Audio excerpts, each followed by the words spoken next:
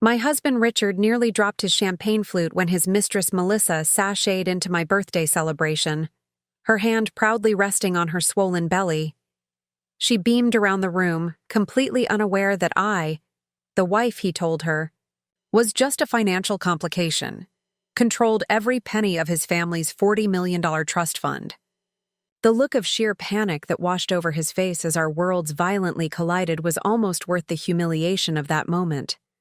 I smoothed down my designer dress and took a slow sip of champagne, savoring the irony. The woman he had promised a lavish future didn't know that the fortune he'd been spending on her belonged to a trust that I, as financial executor, had complete authority over. Her arrival at my carefully orchestrated birthday dinner wasn't just unexpected. It was the perfect dramatic opening to what would become the most extraordinary turning point of my life. Before we jump back in, tell us where you're tuning in from, and if this story touches you, make sure you're subscribed. Because tomorrow, I've saved something extra special for you. The elegant private dining room at the Rosewood fell silent, as conversation died mid-sentence. My closest friends and family members froze, crystal glasses halfway to lips, eyes darting between Richard's ashen face, the glowing pregnant woman who had just cheerfully introduced herself as Melissa Richards' fiancée, and me, Eliza Bennett, the wife of 12 years who, according to Richard's stories, apparently no longer existed. I had suspected the affair for months. Mysterious late nights, weekend business trips, the sudden password protection on his phone. What I hadn't suspected was that he'd been promising her marriage, a family, and a life of luxury funded by money he didn't actually control. "Eliza," Richard finally choked out, his voice strangled and unfamiliar. There's been a misunderstanding." "I don't think there has," I replied, my voice steady despite the storm of emotions beneath my composed exterior. "Melissa, was it? Why don't you join us? After all, any woman carrying my husband's child should certainly be at my birthday celebration."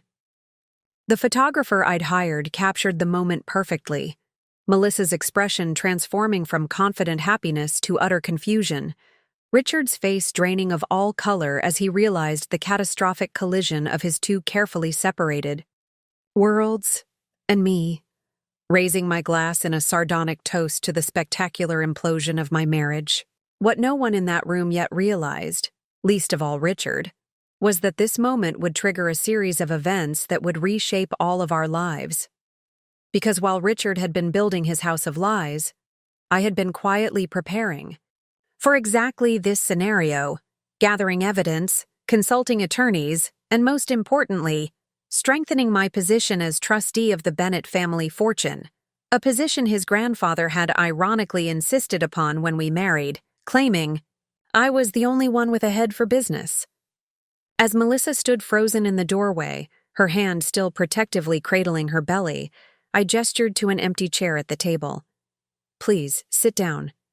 I believe we have quite a lot to discuss." I know you're probably wondering how I maintained such composure in that moment instead of causing the scene everyone expected. Trust me, I'm still wondering that myself sometimes. The Rosewood hadn't been my first choice for my 40th birthday celebration. I'd initially wanted something more intimate, perhaps the lake house that had been in my family for generations. But Richard had insisted on this display of opulence, the city's most exclusive restaurant, a private dining room with views of the skyline, a 5-course tasting menu with wine pairings that cost more than some people's monthly rent. "You only turned 40 once," he'd said with that charming smile that had once made my heart race. "Let me spoil you." Now I understood it hadn't been about spoiling me at all. It had been about maintaining his carefully crafted image as the successful investment banker with the perfect life, an image that was critical to his positions on certain boards, his club memberships, his entire social standing in our exclusive circle, an image that was now shattering spectacularly before 22 witnesses. I should introduce myself properly. I'm Eliza Bennett, formerly Eliza Prescott of the Boston Prescotts. I met Richard during my final year at Wharton, where I was completing my MBA in financial management. He was 7 years older, already established, at his family's investment firm, Bennett and Sons, and possessed that particular blend of privilege, ambition, and charisma that seems cultivated in certain northeastern prep schools. Our courtship was a whirlwind of helicopter trips to Martha's Vineyard, weekend escapes to the Adirondacks, and intimate dinners at restaurants where the menus had no prices. 6 months later, he proposed on a private yacht off the coast of Nantucket, and I said yes, dazzled by not just the 4-carat diamond but by the future he promised, a partnership in every sense of the word. What I didn't fully understand then was that Richard's family wealth came with strings attached. Old money always does. The Bennett fortune, accumulated over generations of shrewd, sometimes questionable investments, was protected by a complex trust structure designed to preserve the capital for future generations. Richard's grandfather, Edmund Bennett, had been particularly concerned about his grandson's occasional financial impulsiveness, a polite euphemism for the gambling problem that had been carefully hidden from the public but had nearly cost him his position at the family firm before we met. When we married, Edmund insisted on a unique arrangement. While Richard would receive a generous income from the trust, I would serve as co-trustee alongside the family attorney, Jeffrey Walsh.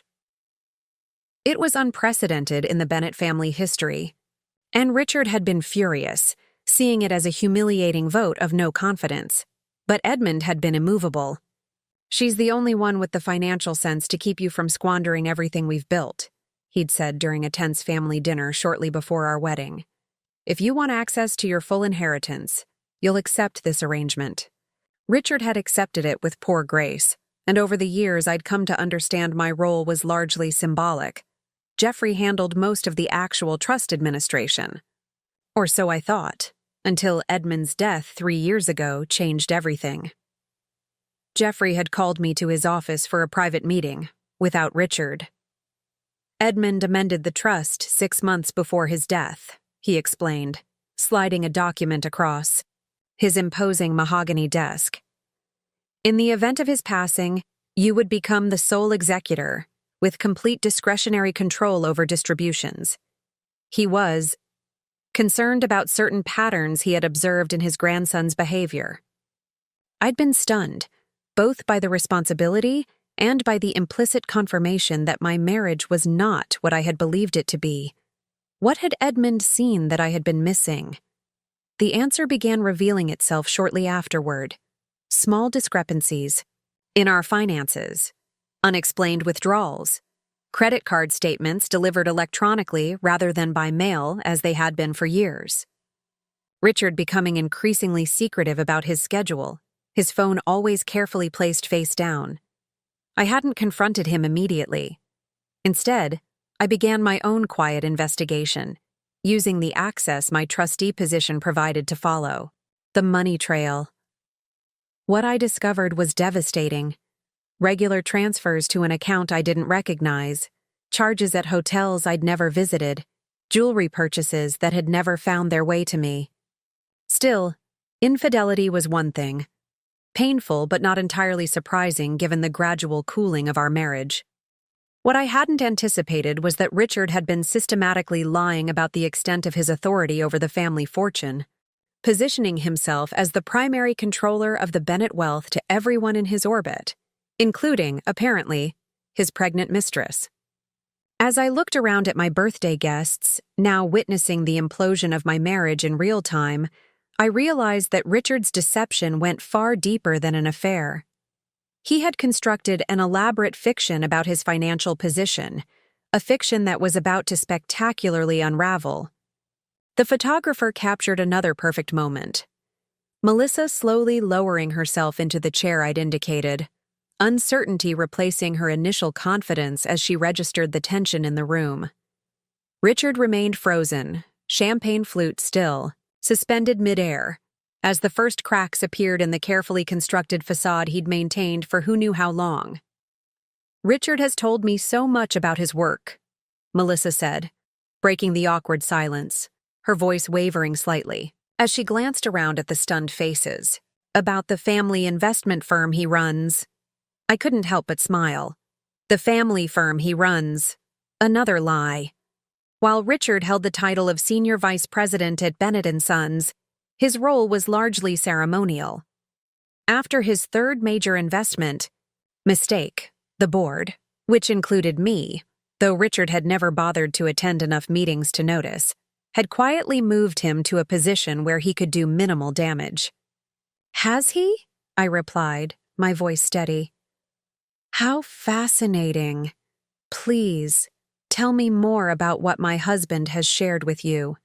Preparing and narrating this story took us a lot of time, so if you are enjoying it, subscribe to our channel. It means a lot to us. Now back to the story. Melissa's perfectly manicured hand trembled slightly as she reached for the water glass in front of her. The diamond on. Her left ring finger caught the light, a 3-carat oval that looked strikingly similar to one I'd noticed missing from Richard's grandmother's collection last month. I'd assumed he'd had it appraised for insurance purposes. Another lie in the elaborate tapestry he'd been weaving. "I'm sorry, but I don't understand," she said, her confusion evident as her gaze darted between Richard and me. "Richard told me his wife—" She stopped abruptly, realizing the dangerous territory she was entering. "Please, continue," I encouraged, keeping my voice measured despite the acid churning in my stomach. "What exactly did Richard tell you about his wife?" The room remained painfully silent, my birthday guests witnessing the unfolding drama with a mixture of horror and morbid fascination. My mother had half risen from her chair, clearly torn between rushing to my side and maintaining the polite decorum that had been drilled into her since childhood. My best friend Vanessa was less conflicted, her face a thundercloud of protective fury as she glared at Richard. Melissa swallowed hard. "He said you were separated, that you'd agreed to divorce but were delaying for tax purposes." Her voice grew smaller with each word as the reality of the situation dawned on her. "He said you had separate lives and that you—" She glanced at my left hand where my wedding ring still sat. "You were seeing someone else." A shocked murmur rippled through the gathering. Richard had clearly underestimated the embarrassment threshold of Boston's social elite. They might overlook discreet affairs conducted with appropriate distance and deniability, but this brazen collision of wife and pregnant mistress at a society event was beyond the pale. "How fascinating," I replied, the calm in my voice belying the storm raging inside me. "Especially considering we renewed our vows just last year on our 10th anniversary. A rather elaborate ceremony for a separated couple. Wouldn't you agree?" Richard finally seemed to find his voice, stepping forward with the smooth confidence that had served him so well in boardrooms and bedrooms alike. "Eliza, perhaps we should discuss this privately." "I think we're well beyond privacy, Richard." I turned my attention back to Melissa, who was now visibly distressed, one hand still protectively curved around her belly. Despite everything, I felt a flicker of sympathy for her. She was young, mid-20s at most, and clearly believed whatever fiction Richard had crafted. "How far along are you?" I asked, gesturing toward her belly. 7 months, she answered, automatically, then looked horrified at having responded so candidly. I did the mental calculation. 7 months ago, Richard and I had been in Bali, celebrating what he'd called a second honeymoon, after a particularly tense period in our marriage. He'd been attentive, romantic, seemingly recommitted to us, all while his pregnant mistress waited back home. "And the Bennett family trust has been generous, I presume?" I asked, watching Richard's face carefully. The flash of panic in his eyes confirmed what I'd already suspected. Melissa looked confused. "I don't understand." "The trust fund," I clarified. "Richard must have told you about it, since he's been using it to fund your relationship, the apartment in Beacon Hill, the weekend trips to Miami, the vintage Aston Martin he bought last month." Her eyes widened. "How did you—" "Because I'm the one who approves every distribution from that trust," I said simply. Every dollar Richard spends comes with my signature, including, apparently, the funds he's been using to create a life with you. The revelation landed like a grenade in the center of the room. Melissa turned to Richard, her expression a mixture of confusion and dawning horror.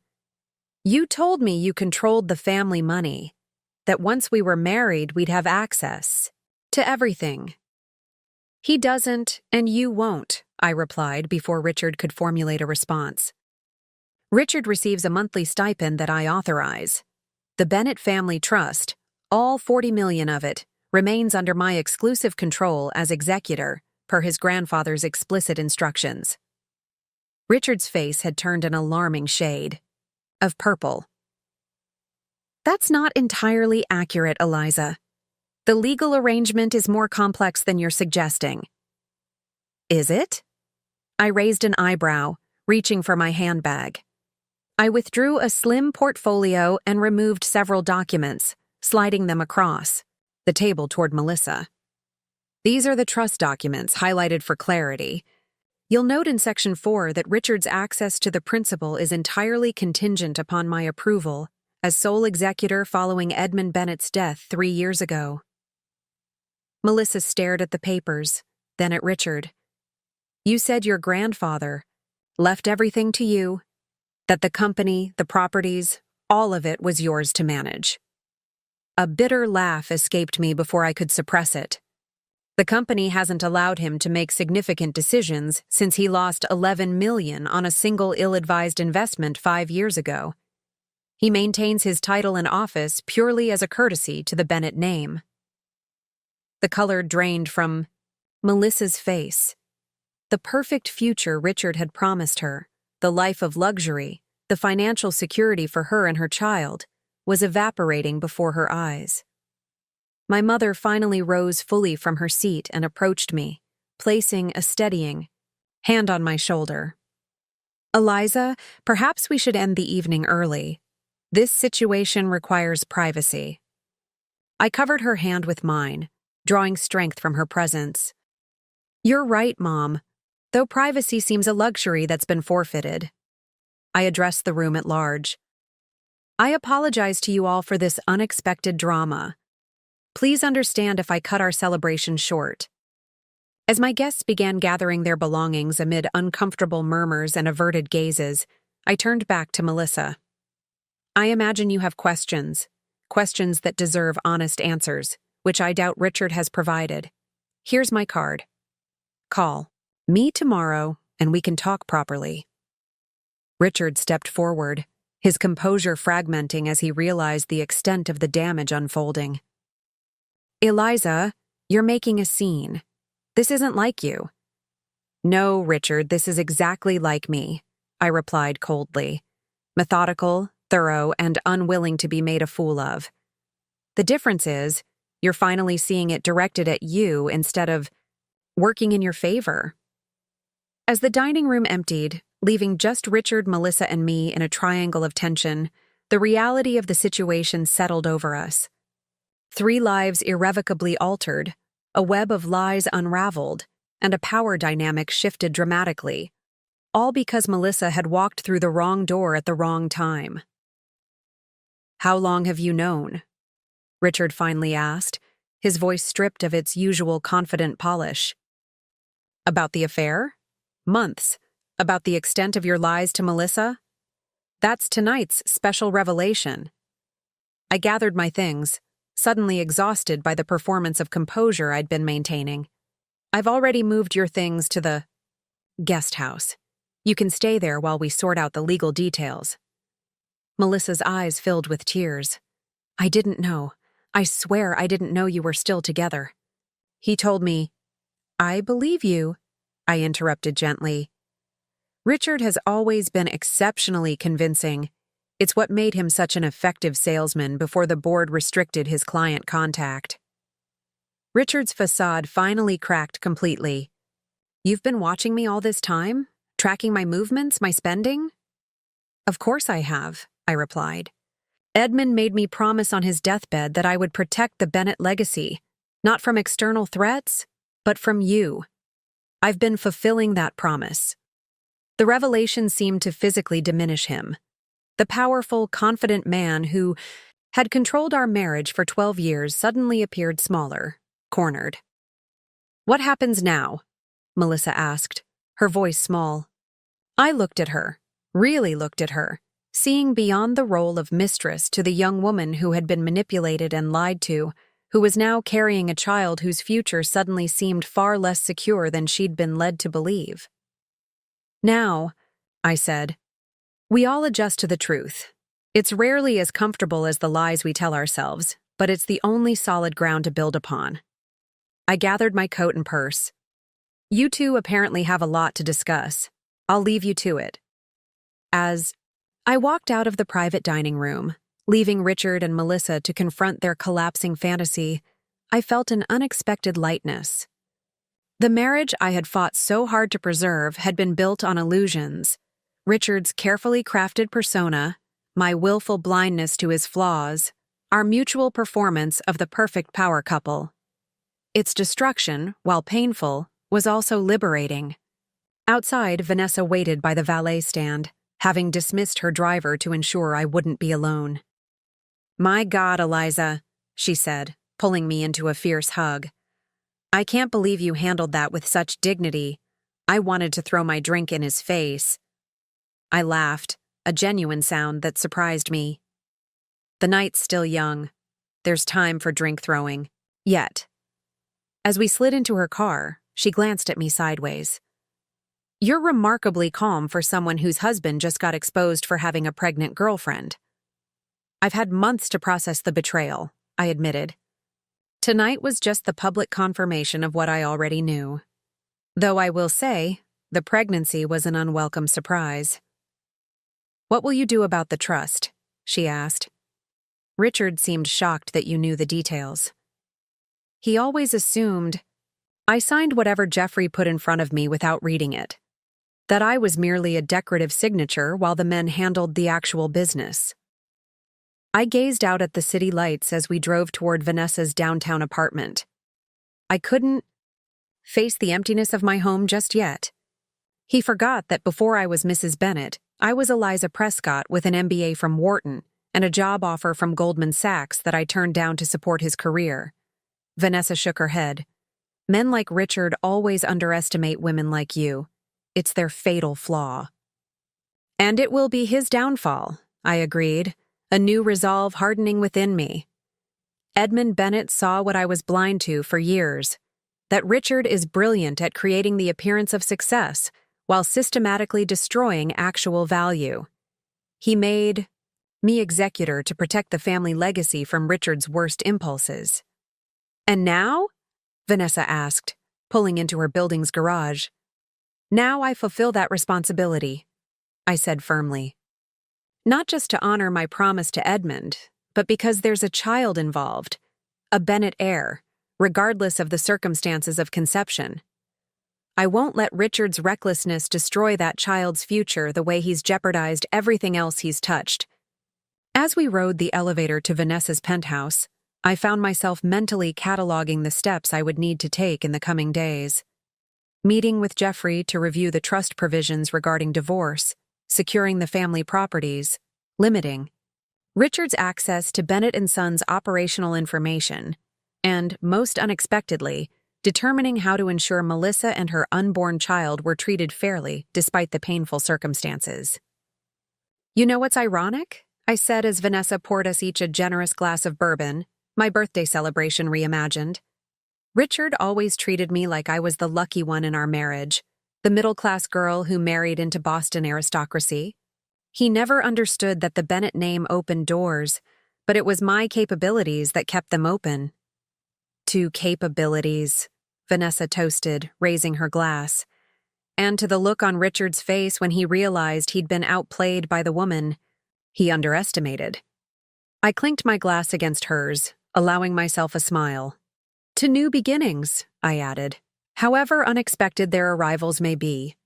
Later, as I lay awake in Vanessa's guest room, I scrolled through the birthday photos the photographer had sent to my phone, images captured before Melissa's arrival showing a woman I barely recognized.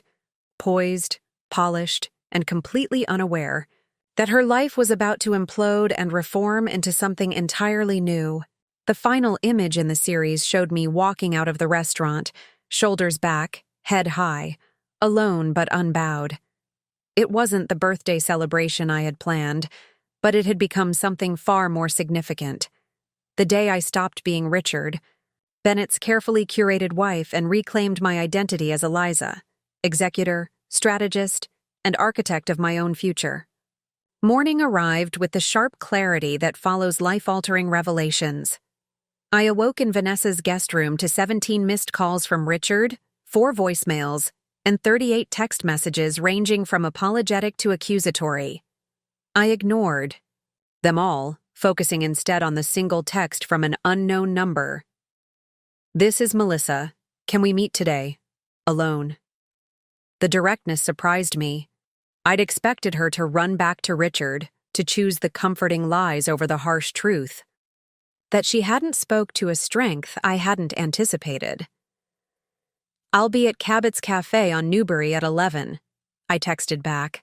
Public enough to discourage drama, private enough for an honest conversation. Vanessa appeared in the doorway, already dressed. For her morning run, 2 steaming mugs of coffee in hand. "How are you feeling?" she asked, handing me one. "Strangely clear," I replied, taking a grateful sip. "Like I've finally put down a heavy weight I didn't realize I was carrying." She settled at the foot of the bed. "Your phone's been lighting. Up all night." "Richard?" "Mostly. Also Melissa. She wants to meet." Vanessa's eyebrows shot up. "Are you going to?" "Yes," I said, surprising myself with the certainty.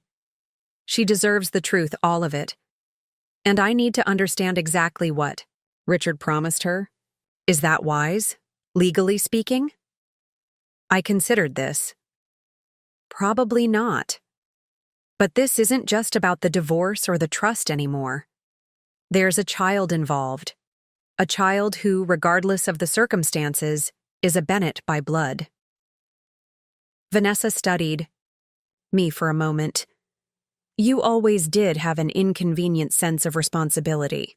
Just remember, you don't owe either of them anything." "I owe myself clarity," I countered. "And I owe Edmund's memory the protection of his legacy, which now includes an unborn grandchild he never knew about." After showering and borrowing a casual outfit from Vanessa, I couldn't face returning home just yet. I called Jeffrey Walsh, the Bennett family attorney who had served 3 generations of the family with discreet competence. "I've been expecting your call," he said when his secretary put me through. "News travels fast in certain circles." "Then you know I need to meet with you urgently." "I've cleared my afternoon. Come by at 2. He paused. "Eliza, I want you to know that while I represent the Bennett family interests as a whole, Edmund was explicit about my primary duty being to you as executor. Whatever course you choose to take, you have my full support." The reassurance settled something in me. "Thank you, Jeffrey. That means more than you know. I'll see you at 2. Cabot's Cafe was busy with the late morning crowd when I arrived. Professionals lingering over laptops, tourists consulting, guidebook students hunched over textbooks. I chose a table in the back corner that offered a view of the entrance and ordered a pot of Earl Grey, needing something stronger than coffee but not quite ready for the wine I was craving. Melissa arrived precisely at 11, her confident stride, belying the nervousness evident in her face. She'd changed from the fitted emerald dress of last night into simpler attire, maternity jeans, an oversized sweater, minimal makeup. Without the glamour, she looked younger, more vulnerable, and I felt a renewed surge of anger toward Richard for manipulating someone so clearly out of her depth in his world. "Thank you for meeting me," she said, lowering herself carefully into the chair across from me. "Would you like something to drink?" I offered, signaling the waiter. "The ginger tea here is excellent. I practically lived on it during my first trimester." She looked startled by this personal disclosure. "You have children?" A familiar pang shot through me. "No." I miscarried in my second trimester. We tried again for several years before the doctors confirmed I couldn't carry to term. I'm sorry, she said, and seemed genuinely to mean it. Richard never mentioned. I imagine there's quite a lot Richard never mentioned, I replied, keeping my tone neutral. That's why we're here, isn't it? To fill in the gaps in each other's understanding. The waiter arrived, and Melissa ordered the ginger tea. When he departed, she folded her hands on the table, composing herself.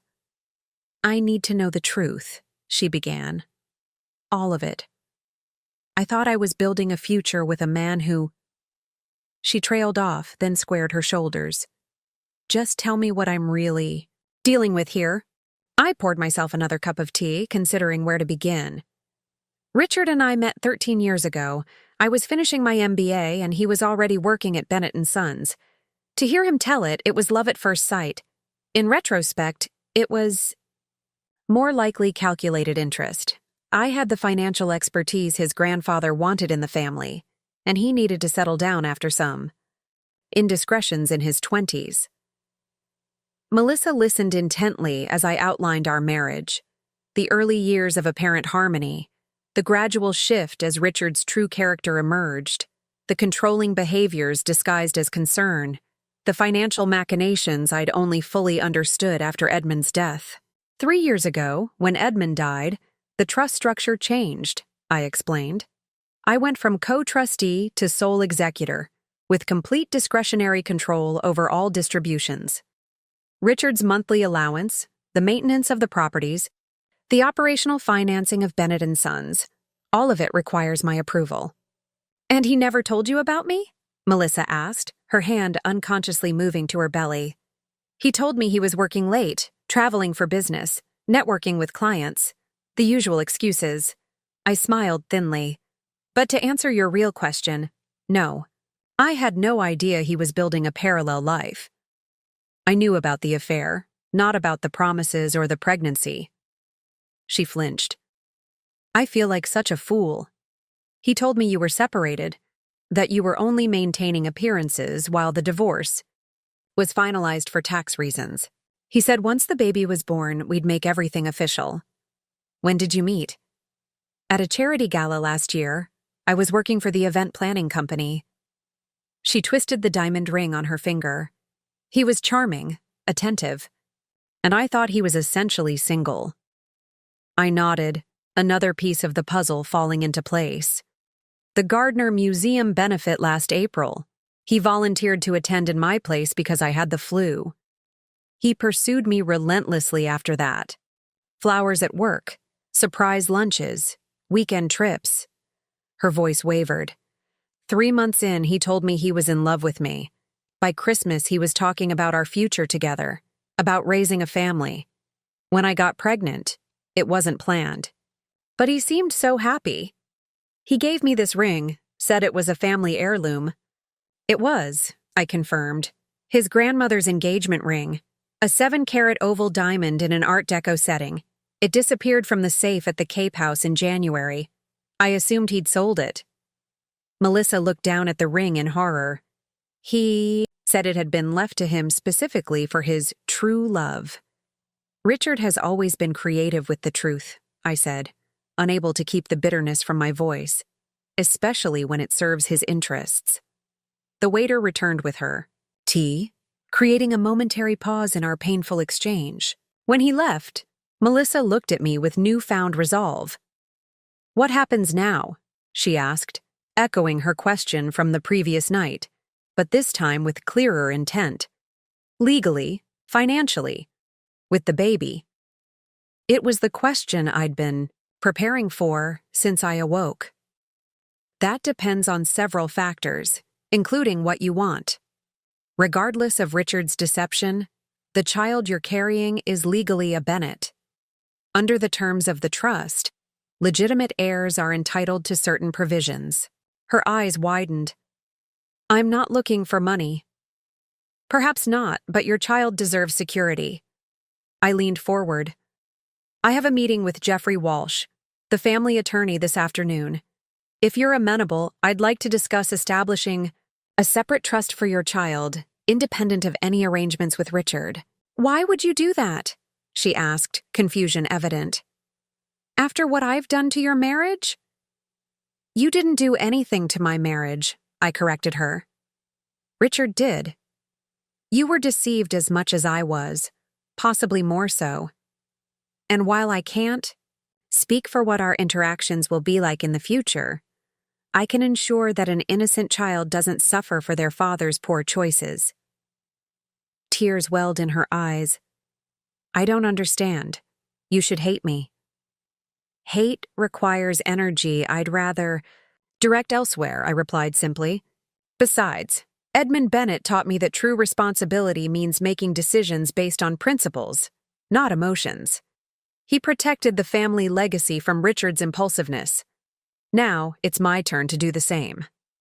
Melissa wiped her eyes with a napkin. Richard called me last night after you left. He said not to trust you, that you were vindictive and would try to turn me against him, that you'd use the trust to punish us both. I wasn't surprised. And what did you say? That I needed to hear your side before I made any decisions. She straightened in her chair. He didn't like that. A reluctant respect bloomed within me. This young woman, betrayed and vulnerable, still had the strength to seek truth rather than comfort. May I ask you something personal? I said, finishing my tea. She nodded. Are you in love with him? Beyond the promises and the lifestyle, do you genuinely love Richard himself? Melissa considered this with surprising thoughtfulness. I thought I was, she finally said, but I'm realizing I was in love with who I believed him to be, not who he actually is. She touched her belly again. I wanted my child to have a father who was honest, faithful, and trustworthy. The man I met last night in that dining room isn't any of those things. The simple clarity of her assessment struck me. How long had I continued loving a man who no longer existed, if he ever had? How many years had I spent justifying, rationalizing, and diminishing my own worth to preserve the illusion of a marriage? Richard will make promises now, I warned her. Dramatic gestures, tearful apologies, elaborate explanations that make his behavior seem almost reasonable. It's what he does when cornered. I know, she said quietly. He's already started. Last night he said he'd kept us separate because he was trying to protect everyone's feelings until the right moment. That he was planning to tell you everything after the baby was born. I couldn't help but laugh, a short, sharp sound devoid of humor. Always the strategist, our Richard. I told him I needed time to think, she continued. He didn't take it well, said I was being emotional and irrational because of pregnancy hormones. The familiar phrase sent a chill through me. He used to say the same to me. Any legitimate concern or disagreement was dismissed as emotional or irrational. It's how he maintains control. A look of recognition crossed her face. He does that all the time. I thought he was being protective, but he was ensuring you doubted your own perceptions, I finished for her, making you dependent on his version of reality. We sat in silence for a moment, two women united by the shared experience of loving and being deceived by the same man. Finally, Melissa removed the diamond ring from her finger and placed it on the table between us. This belongs to your family, not to me. I stared at the glittering heirloom. Edmund had given it to his wife Dorothy on their 50th anniversary, replacing the more modest ring of their youth. It represented a lifetime of genuine partnership and trust, everything my marriage to Richard had failed to become. Keep it for now, I said, surprising myself. Not as an engagement ring, but as collateral. A reminder that regardless of what Richard may say or do in the coming days, there are concrete truths he cannot change. She hesitated, then nodded, slipping the ring into her purse rather than back onto her finger, a small but significant gesture of independence. I should go, she said, gathering her things. Thank you for, well, not being what I expected. Expectations can be dangerous things, I replied, signaling for the check, especially when they're crafted by others rather than formed through our own observations. As we parted outside the cafe, I felt a strange sense of connection to this woman who, in another reality, might have remained forever my anonymous replacement. Instead, she had inadvertently become an ally in understanding the true nature of the man we had both mistakenly loved. Walking toward Jeffrey's office through the familiar streets of Boston, I realized the meeting with Melissa marked a crucial turning point, not just in the unfolding drama of my collapsing marriage, but in my understanding of myself. For years, I had defined my worth through Richard's estimation, measuring my success by his approval. Now, facing the complete dismantling of that external validation, I was discovering a more authentic measure, my capacity to act with integrity, even when hurt beyond measure. Edmund Bennett had seen this in me when Richard hadn't. He had entrusted me with his legacy not because I was Richard's wife, but because I possessed qualities his grandson lacked, qualities I had suppressed and diminished to maintain marital harmony. As I approached the imposing granite building, housing Bennett and Walsh Legal Associates, I straightened my shoulders and lifted my chin. The woman who entered Jeffrey's office today would not be the accommodating Mrs. Bennett who had signed where instructed and asked few questions. Today, Eliza Prescott Bennett was fully stepping into the role Edmund had envisioned for her, guardian not just of the Bennett fortune, but of its future, including the unborn child who would carry the family name. The realization brought with it a sense of purpose that transcended my personal pain. Richard had betrayed me, but in doing so, he had inadvertently set me free from the constraints of a marriage that had slowly been extinguishing my true self. Now, that self was re-emerging, stronger, clearer, and more determined than ever before. I know what you're thinking right now. Why am I being so calm about all this? Why am I not throwing Richard's designer suits onto the front lawn and setting them on fire? Trust me, that thought crossed my mind more than once. But sometimes the most powerful response isn't the most dramatic one. If you're enjoying this story of betrayal, unexpected alliances, and reclaiming your power, make sure you hit subscribe. Tomorrow I'll share how I discovered Richard's most shocking deception yet, one that even his mistress didn't know about. And let me know in the comments what you would do if you were in my situation. Jeffrey Walsh's corner office at Bennett and Walsh Legal Associates offered a sweeping view of Boston Harbor, but the family attorney's attention was entirely focused on me as I recounted the events of the past 24 hours. So to summarize, he said when I finished, removing his reading glasses and pinching the bridge of his nose, Richard has been systematically misrepresenting his authority over the Bennett Trust, using funds you approved for legitimate expenses, to finance a parallel relationship, and has now impregnated a woman who believed he was essentially divorced and in control of the family fortune. That's an impressively concise summary, I agreed, accepting the glass of scotch he offered. At 2 p.m, it might have seemed inappropriate, but Jeffrey had known me long enough to understand when social conventions should be set aside. Edmund foresaw Richard's capacity for self-destruction, Jeffrey said, settling back into his leather chair. But I don't think even he anticipated this particular scenario. What are my options, Jeffrey, legally speaking? He tented his fingers, considering. As executor, your position is quite strong. The trust gives you broad, discretionary powers regarding distributions. You could, if you wished, reduce Richard's monthly allowance to the statutory minimum specified in the trust, $20,000 annually. I nearly choked on my scotch. $20,000? Richard spends more than that each month on clothes alone. Edmund believed in safety nets. Not golden parachutes, Jeffrey explained. The minimum ensures Richard would never be destitute, but it's designed to be uncomfortable enough to motivate better behavior. And Bennett and Sons? Richard's position is primarily ceremonial, as you know. The board, which includes you, has the authority to remove him for cause. The evidence of financial impropriety you've gathered would certainly qualify. I considered this, swirling the amber liquid in my glass. And Melissa's child? Jeffrey nodded approvingly, as if I'd asked exactly the right question.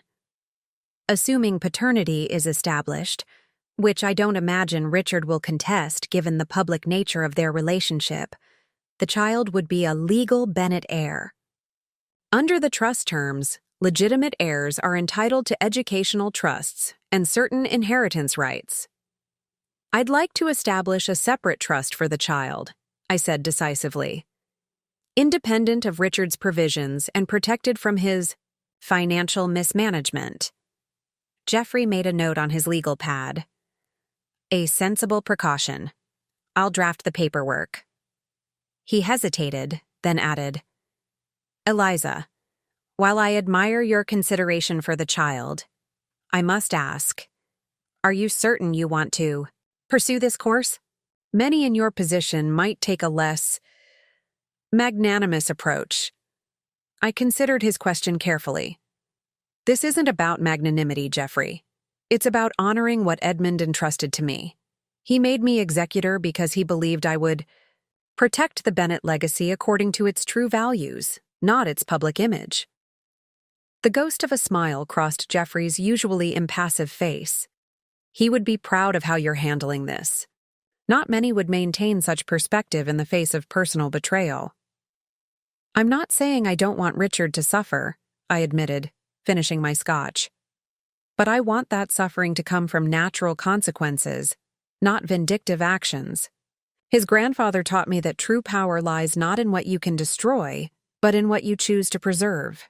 Our conversation shifted to practical matters, freezing certain accounts pending full financial review, documenting the misappropriation of funds, preparing for the inevitable media attention when Boston society caught wind of the full story, and drafting interim amendments to the trust disbursement procedures. What about divorce proceedings? Jeffrey asked as our meeting concluded. Not yet, I decided. I need more information before making that decision. Right now, Richard believes he can charm or manipulate his way back into control. That misconception gives me time to secure the Bennett assets and establish proper provisions for Melissa's child. Jeffrey nodded, escorting me to the door.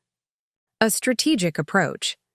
Edmund always said you had the mind of a chess player, seeing 3 moves ahead while others are focused on the immediate play.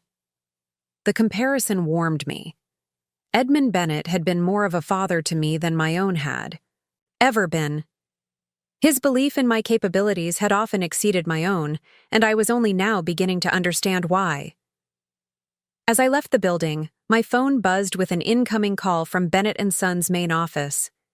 Charlotte Weber, the firm's long-serving executive assistant, sounded uncharacteristically flustered. Mrs. Bennett, I'm so sorry to bother you, but there's a situation developing here that requires your immediate attention. What kind of situation, Charlotte? Mr. Bennett arrived about an hour ago, clearly agitated. He's been removing files from the secure archive and has asked the finance department to prepare wire transfers for significant sums to offshore accounts.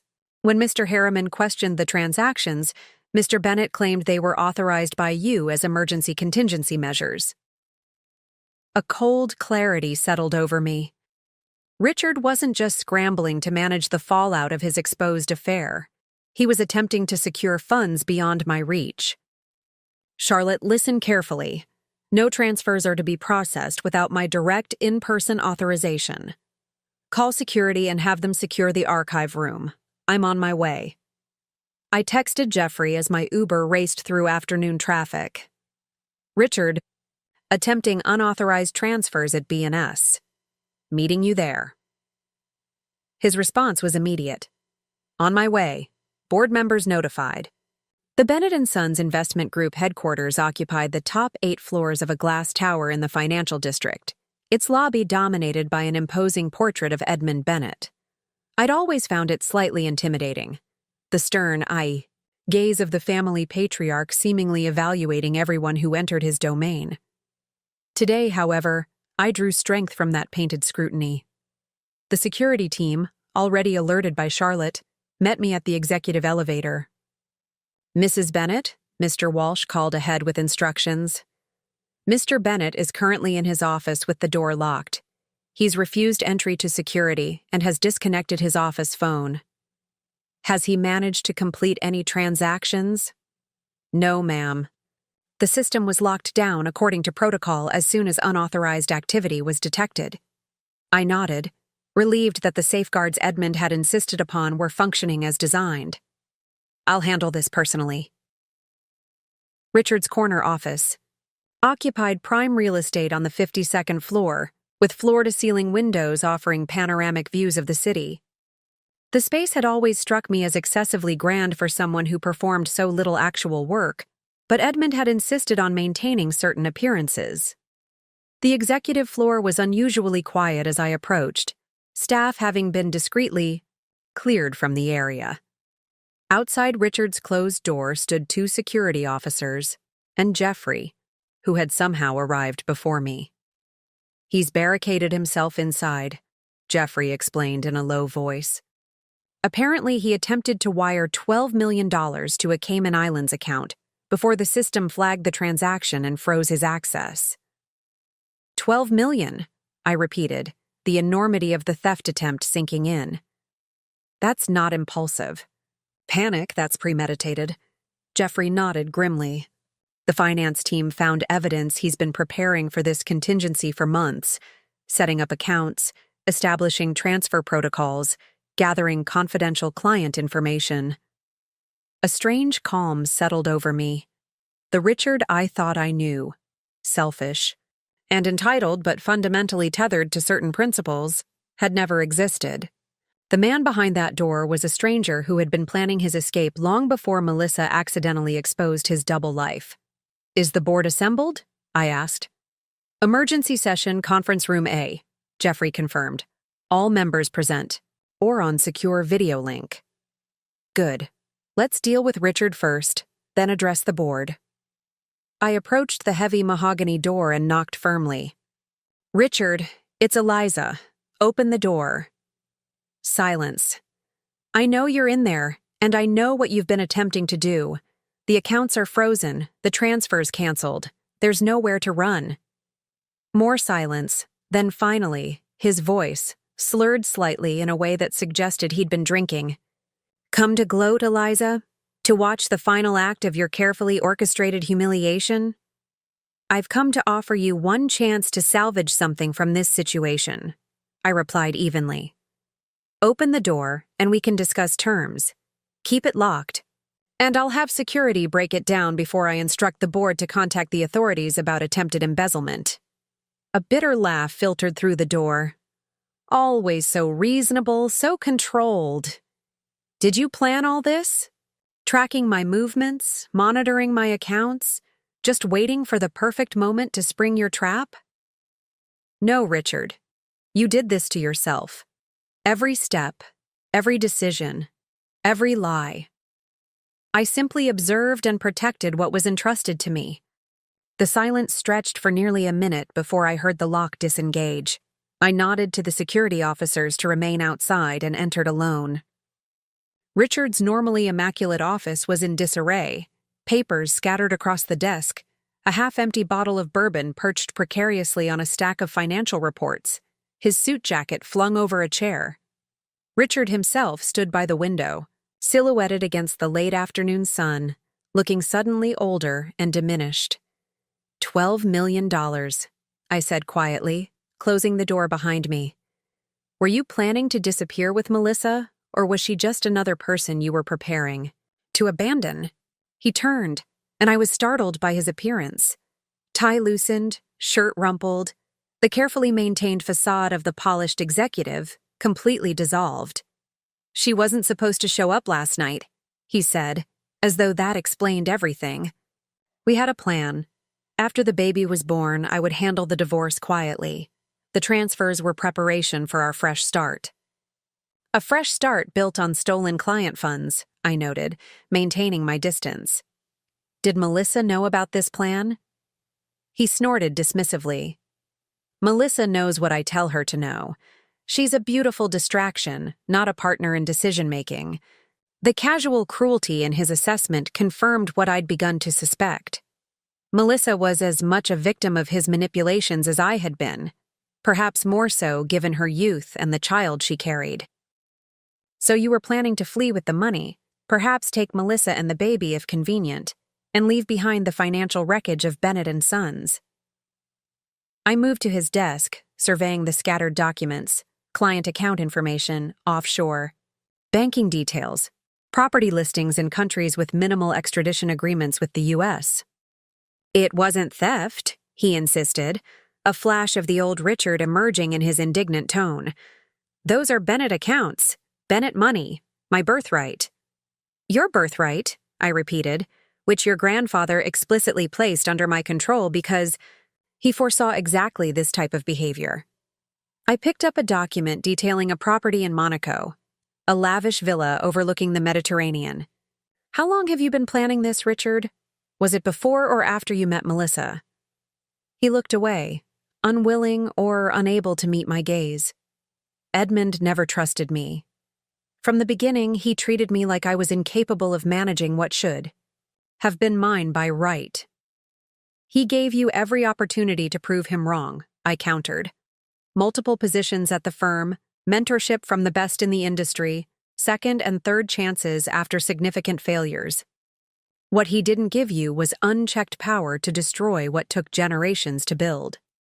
Richard moved to the small bar in the corner of his office, reaching for a clean glass. I noted with detached interest how his hands trembled slightly as he poured another measure of bourbon. What happens now? He asked, echoing the question both Melissa and I had posed in the past 24 hours. I assume the board is assembled, ready to strip me of my position and complete my public humiliation. That depends on you, I said, taking a seat in one of the leather chairs facing his desk. There are two paths forward, Richard. Choose carefully, because this decision will determine not just your financial future, but your relationship with your child. His head snapped up. She told you about the baby. She told me everything, I confirmed, including the promises you made about the wealth and position that awaited her once you were free of your troublesome wife. He had the grace to look momentarily ashamed, but it passed quickly. What are these two paths you're so generously offering? The first is simple. You resign from Bennett and Sons effective immediately. Relinquish any claims to unauthorized access to the trust beyond your stipulated allowance, and commit to a structured visitation and support arrangement for your child. In return, the board will characterize your departure as a personal decision, the trust will maintain your current housing allowance, and no criminal charges will be filed regarding today's attempted transfers. He took a long swallow of bourbon. And the second path? You continue this self-destructive spiral. The board removes you for cause, publicly citing financial impropriety. The trust reduces your allowance to the statutory minimum. Criminal charges are filed for the attempted embezzlement, with all the attendant publicity and legal consequences. And any relationship with your child will be governed by court-mandated arrangements rather than family-negotiated agreements. Richard stared at me, searching for weakness or hesitation. Finding none, he sank into his chair, suddenly looking every day of his 45 years. You've thought of everything, he said finally, a note of grudging respect in his voice. The perfect trap. Not a trap, Richard. Natural consequences. There's a difference. I stood, smoothing down my borrowed outfit. I'll give you 10 minutes to decide. The board is waiting. As I turned to leave, he called after me. You know, my grandfather always said you were the best investment he ever made. I never understood what he meant until now. I paused at the door, looking back at the man I had once loved, now revealed as someone I had never truly known. I wasn't an investment, Richard. I was a person who deserved better than what you offered. So did Melissa. So does your child. Remember that when you make your choice.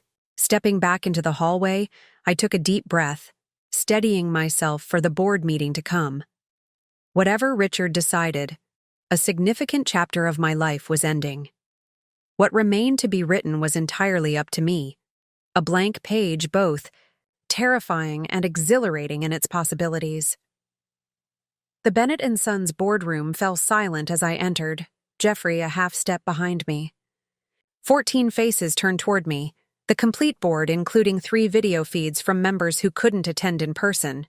These were the stewards of a financial legacy spanning 4 generations, men and women who had known Richard his entire life and had worked alongside Edmund Bennett for decades. William Porter, the board chairman and Edmund's oldest friend, spoke first. "Eliza, thank you for joining us on such short notice. I understand we're facing an unprecedented situation." "That's putting it mildly, William," I replied, taking the seat at the head of the table, a position traditionally reserved for the Bennett family representative, but one Richard had rarely occupied, preferring to delegate board meetings to others he deemed better suited to the tedium. I surveyed the faces around the table, noting the varying degrees of concern, curiosity, and in some cases, barely concealed satisfaction. Not everyone on the board had appreciated Richard's entitled approach to his position. As you've been informed, Richard attempted to execute unauthorized transfers totaling approximately $12 million to offshore accounts this afternoon. I began, my voice steady. This appears to be part of a longer-term strategy to divert company and trust assets, potentially in preparation for leaving the country. Murmurs rippled around the table, but I continued. Thanks to the safeguards implemented by Edmund, the transfers were flagged and halted before completion. Richard is currently in his office considering the options I've presented to him. "What are those options?" asked Victoria Harrington, one of the newer board members who had frequently clashed with Richard over investment strategies. Option 1. Resignation, cooperation, and a dignified transition that protects both the company and the Bennett name. Option 2. Forced removal, criminal charges, and public exposure of his actions. William leaned forward. "And you believe he'll choose the first option?" "Richard values appearance above all else," I replied. "The prospect of public humiliation is a powerful motivator." As if on cue, the boardroom door opened and Richard entered. He had straightened his tie and put on his jacket, but the rumpled shirt and reddened eyes betrayed his emotional state. Still, he mustered his characteristic charm as he addressed the room. "Ladies and gentlemen, I apologize for the unorthodox circumstances of this meeting." His voice was steady, his posture upright, a masterful performance that might have been convincing if I hadn't witnessed his breakdown minutes earlier. "After careful consideration of recent events," he continued, "I've decided it's appropriate for me to step back from my operational role at Bennett & Sons, effective immediately. My wife," he glanced at me, a flicker of something unreadable crossing his face, "has kindly agreed to work with me on a transition plan that ensures the continued stability of the firm." The relief in the room was palpable. No messy public removal, no potential scandal to rattle client confidence. Richard had chosen the path of least resistance, as I'd known he would. William nodded gravely. "The board appreciates your decision. Richard, we'll work with Eliza to ensure a smooth transition." He turned to me, a question in his eyes. "I'll remain as the Bennett family representative on the board," I confirmed, "and will continue to oversee the trust's investment interests. Jeffrey will draft the necessary documentation to formalize these arrangements." Richard remained, standing, clearly expecting some acknowledgement of his gracious decision. When none came, he cleared his throat awkwardly. "If there's nothing else, I'll clear out my office." "Actually," I interjected, "security will pack and deliver your personal effects. Your access to the building has been suspended, effective immediately." For a moment, raw fury flashed across his face, the mask of civility slipping to reveal the anger beneath. But as quickly as it appeared, it vanished, replaced by a tight smile. "Of course. Sensible precaution." He nodded stiffly to the board. It's been a privilege serving with you all. No one responded. Richard's charm, which had smoothed over so many missteps throughout his career, had finally lost its effectiveness. He was, for perhaps the first time in his life, experiencing the consequences of his actions without a safety net. As the door closed behind him, the board erupted in overlapping questions. I raised a hand, calming the chaos. I know you have concerns. I'll address them all. But first, we need to focus on stabilizing client relationships and ensuring operational continuity. For the next 2 hours, we worked through the immediate issues: client communications, interim leadership, structure, financial reviews to determine if Richard's attempted embezzlement was an isolated incident or part of a pattern. Through it all, I found myself drawing on skills I had honed but rarely showcased during my marriage: analytical thinking, strategic planning, decisive leadership. As the meeting concluded, William approached me privately. "Edmund would be proud," he said quietly. "He always believed you were the real strength behind the Bennett name, though Richard never saw it." "Richard saw what he wanted to see," I replied. "In me, in the company, in his life. Reality was always optional for him." William's weathered face creased in a sympathetic smile. "What will you do now, about the marriage, I mean?" I considered the question carefully. "Process what's happened. Make arrangements for Richard's child. Ensure the company's stability isn't compromised." I met his gaze directly. "Divorce will come, but on my timeline, not his." He nodded approvingly. "You've earned the right to dictate those terms." The sun was setting as I finally left the Bennett & Sons building, casting long shadows across the financial district. My phone showed 8 missed calls from Richard, which I ignored, and 1 text from Melissa.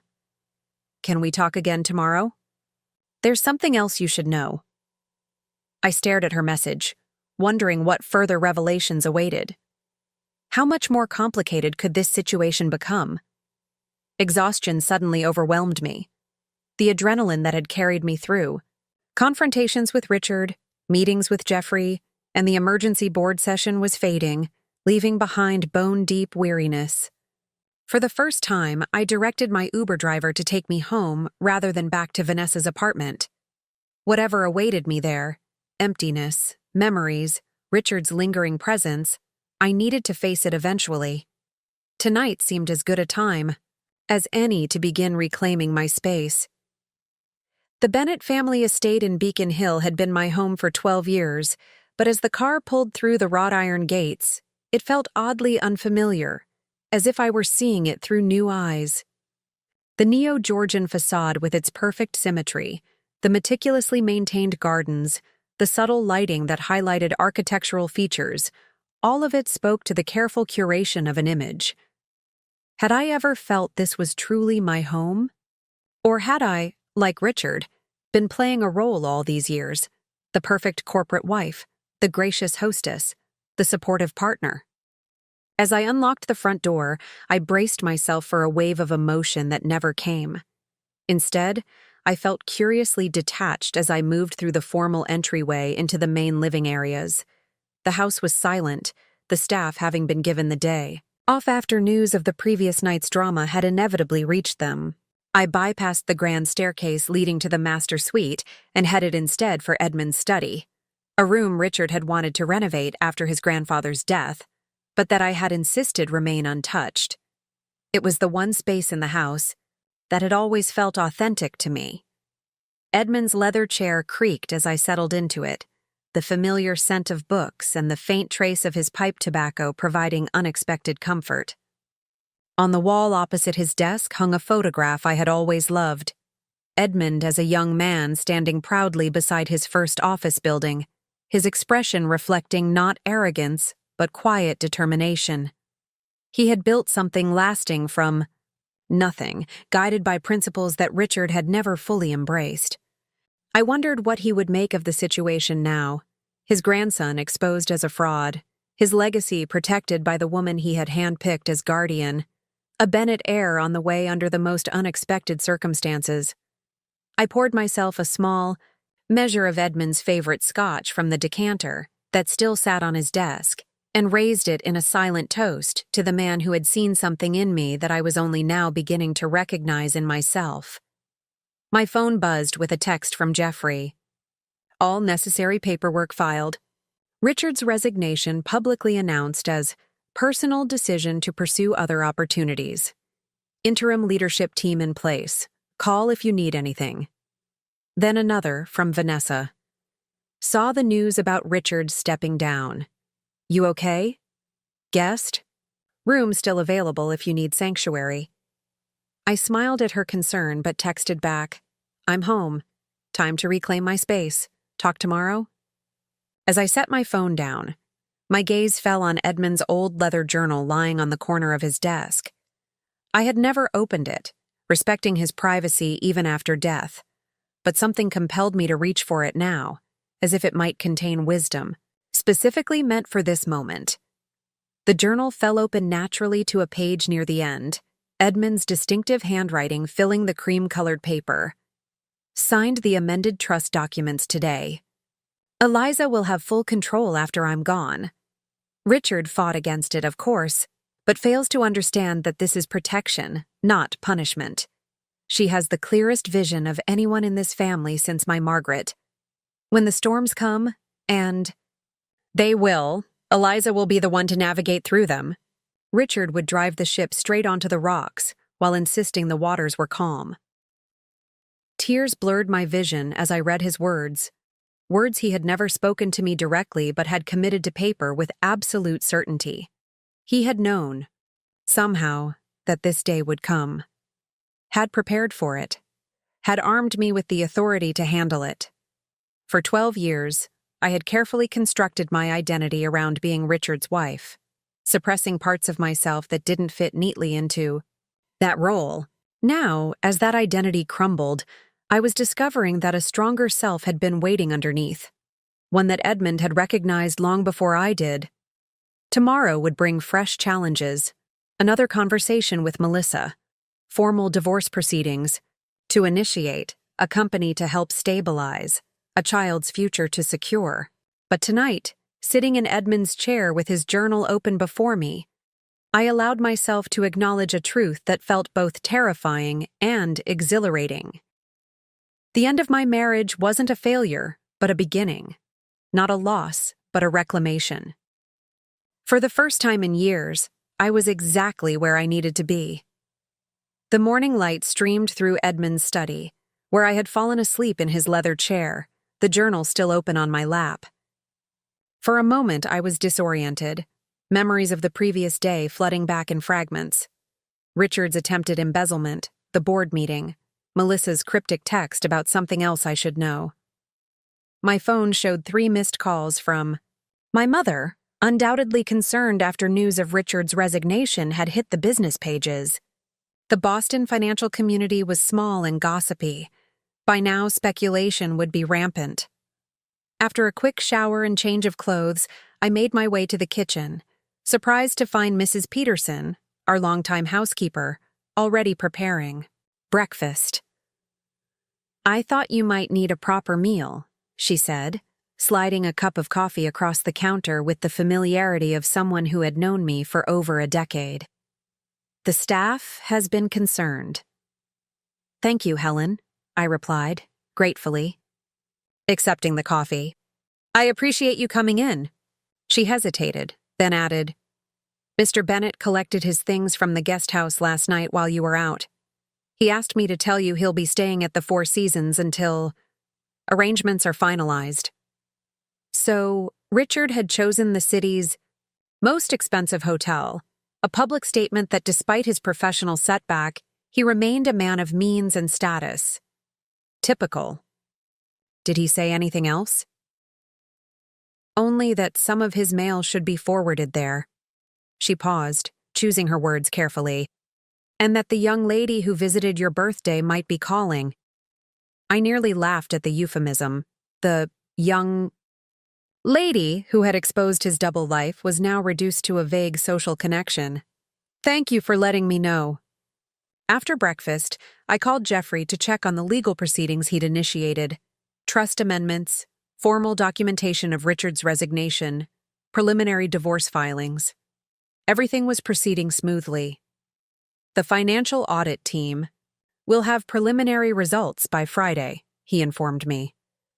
Initial findings suggest Richard's attempted wire transfer wasn't his first attempt to move money inappropriately, just his most ambitious. Let me know what they find, I replied, unsurprised. Richard's bold attempt to transfer $12 million had likely been preceded by smaller, more discreet movements designed to test the system's vigilance. My next call was to Melissa, arranging to meet her at a quiet cafe near the public garden. At noon. Her voice had sounded strained, raising my curiosity about what additional information she needed to share. As I drove through the familiar streets of Boston, I was struck by how differently I perceived the city now. The financial district where Bennett & Sons maintained its headquarters, the exclusive shops on Newbury Street where Richard insisted we make appearances, the social clubs where we had cultivated carefully curated relationships. All of it had once represented a world I had worked to belong to. Now I recognized it as a beautiful but hollow stage set where we had all played our assigned roles. Melissa was already waiting when I arrived, seated at a corner table partially screened by a large ficus plant. She wore a simple maternity dress and minimal makeup, her hair pulled back in a practical ponytail. The transformation from the glamorous woman who had crashed my birthday party was striking. Without the armor of couture and careful styling, she looked younger, more vulnerable, but somehow more authentic. "Thank you for meeting me again," she said as I took the seat across from her. "I wasn't sure you would. Your message suggested there was something important I should know," I replied, ordering a sparkling water from the hovering waiter. She fidgeted with her napkin, clearly nervous. "Have you spoken with Richard since yesterday?" "No, I understand. He's taken a suite at the Four Seasons." She nodded, unsurprised. "He called me last night. He was not himself. Angry, accusatory, talking about how everyone had betrayed him." "That sounds entirely like himself, actually," I observed dryly. Richard has always excelled at positioning himself as the victim of others' actions rather than the architect of his own problems. A flicker of recognition crossed her face. "He said things would be different now, that plans had changed, but he had a new strategy." She looked up, meeting my eyes directly. "He wanted me to sign some papers." My instincts sharpened. What kind of papers? Legal documents. Something about being a beneficiary of a trust he was establishing. He said it would protect the baby and me if anything happened to him. She reached into her purse and withdrew a folded document. I told him I needed time to review them. That my brother is an attorney, and I wanted his opinion first. I took the papers, immediately recognizing the distinctive letterhead of Harrison and Myers, a law firm known for its aggressive tactics in high-net-worth divorces. As I scanned the document, cold anger settled in my chest. "This isn't a trust for your benefit," I explained, struggling to keep my voice even. "It's a declaration naming you as a co-respondent in divorce proceedings, claiming you knowingly pursued a relationship with a married man and conspired to extort financial support through pregnancy." The color drained from Melissa's face. "What? No, that's not—" "He told me it was protection for the baby." "If you had signed this, it would have given Richard leverage to claim I was financially persecuting both of you out of jealousy.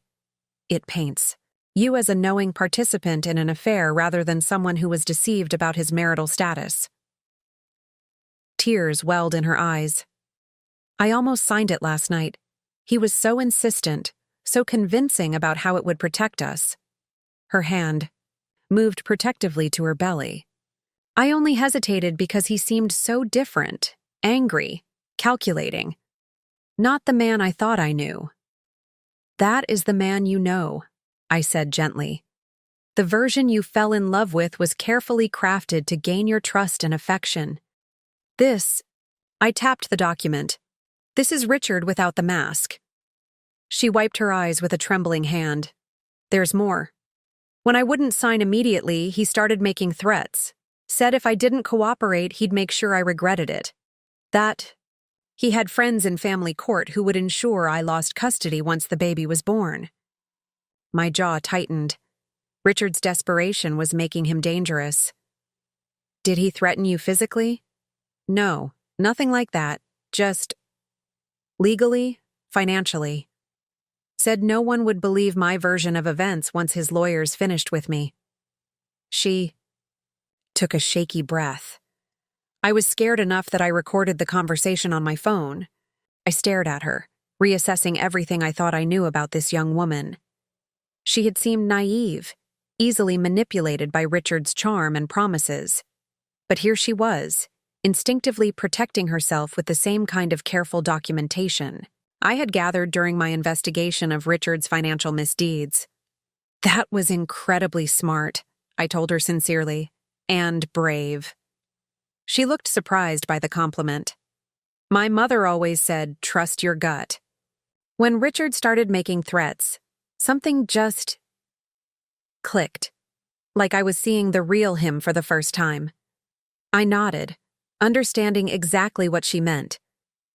I had experienced that same moment of clarity, not when I discovered Richard's affair, but years earlier, when I first noticed the discrepancy between his words and actions, the careful construction of his public persona versus the private reality. Would you be willing to share that recording with my attorney? I asked. It could be significant in ensuring proper protections for you and your child. Yes, she said without hesitation. I want this baby to be safe, financially and emotionally. If Richard is willing to manipulate me like this, I can't trust him to be a proper father.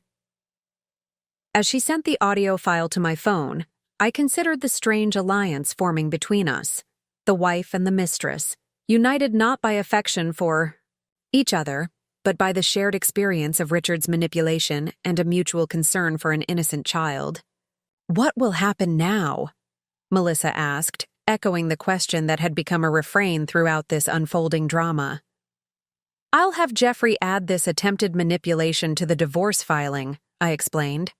We'll also expedite the establishment of a separate trust for your child's benefit, one that Richard cannot access or control.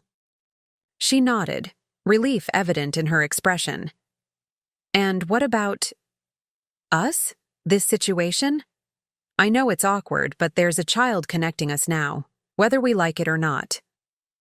It was a fair question, one I had been avoiding in the whirlwind of legal and financial considerations.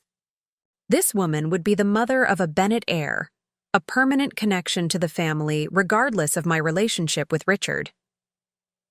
I think we can establish a relationship based on mutual respect and the best interests of your child, I said. Carefully. I don't expect us to become friends, but we don't need to be adversaries either. I'd like that, she replied softly. And I want you to know how sorry I am about all of this. If I had known you were still married, that he was lying about his situation. I held up a hand, stopping her apology. You were deceived by someone who has elevated deception to an art form. I was married to him for 12 years and still missed crucial signs. I managed a wry smile. In fact, you did me a favor by showing up at my birthday. Without that catalyst, who knows how much longer his manipulation might have continued. As we left the cafe, I found myself contemplating the strange twists of fate that had brought us to this point. If someone had told me a week ago that I would be forming an alliance with my husband's pregnant mistress against him, I would have thought them insane. Yet here we were, two women reclaiming our power from the same man who had attempted to diminish us both. Walking back to my car through the public garden, I noticed the first hints of spring emerging.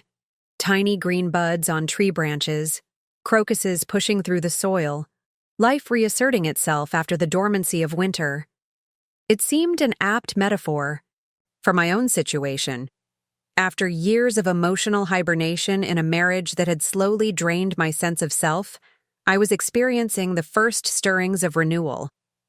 My phone buzzed with a text from William Porter. Board needs to discuss option for permanent leadership at B&S. Would value your input. Dinner tonight? I texted back my acceptance, recognizing that this request represented more than a business discussion. It was an acknowledgement that my role had fundamentally changed, from Richard's wife who happened to control the trust to a significant decision-maker in the Bennett financial empire in my own right.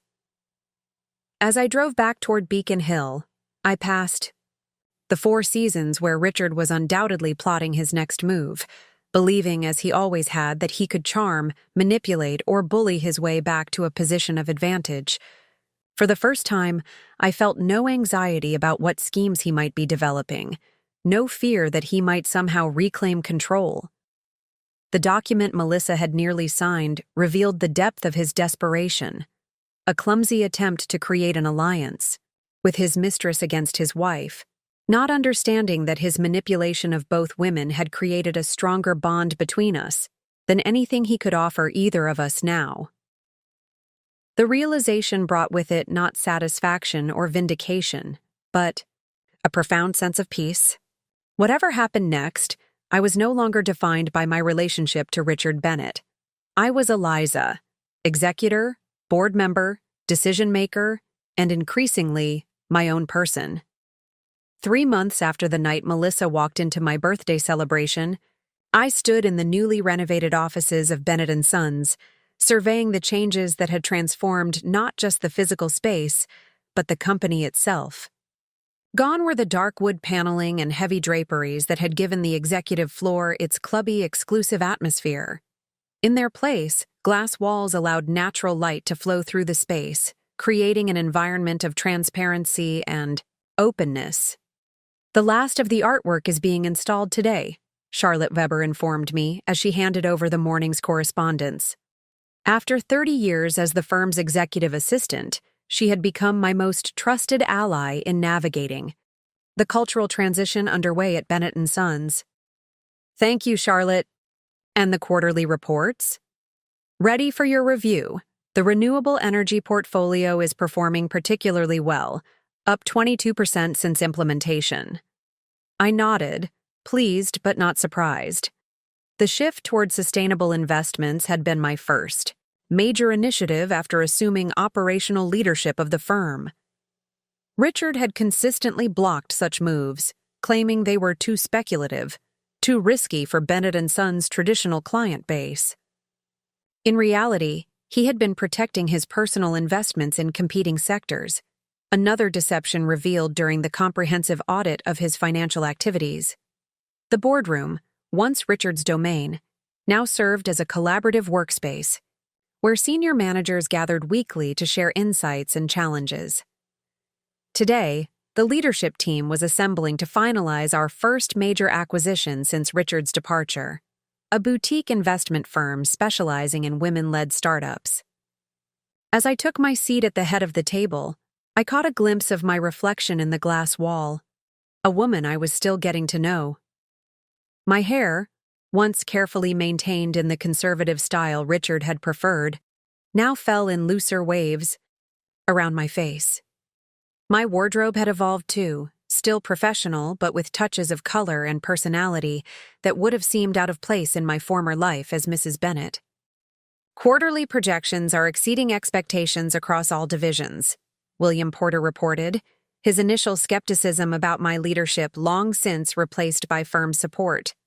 Client retention is at 98%, and we've added 23 new accounts in the high net worth category. The Richardson Group is particularly impressed with our sustainable portfolio, added Victoria Harrington. They're considering moving their entire family office under our management. The meeting progressed efficiently, each department head reporting successes and challenges with a candor that would have been unthinkable during Richard's tenure, when admitting problems was seen as weakness rather than an opportunity for collaborative problem-solving. As the team dispersed to their respective departments, William lingered behind. The whispers have stopped, he noted, pouring himself a cup of coffee from the sideboard.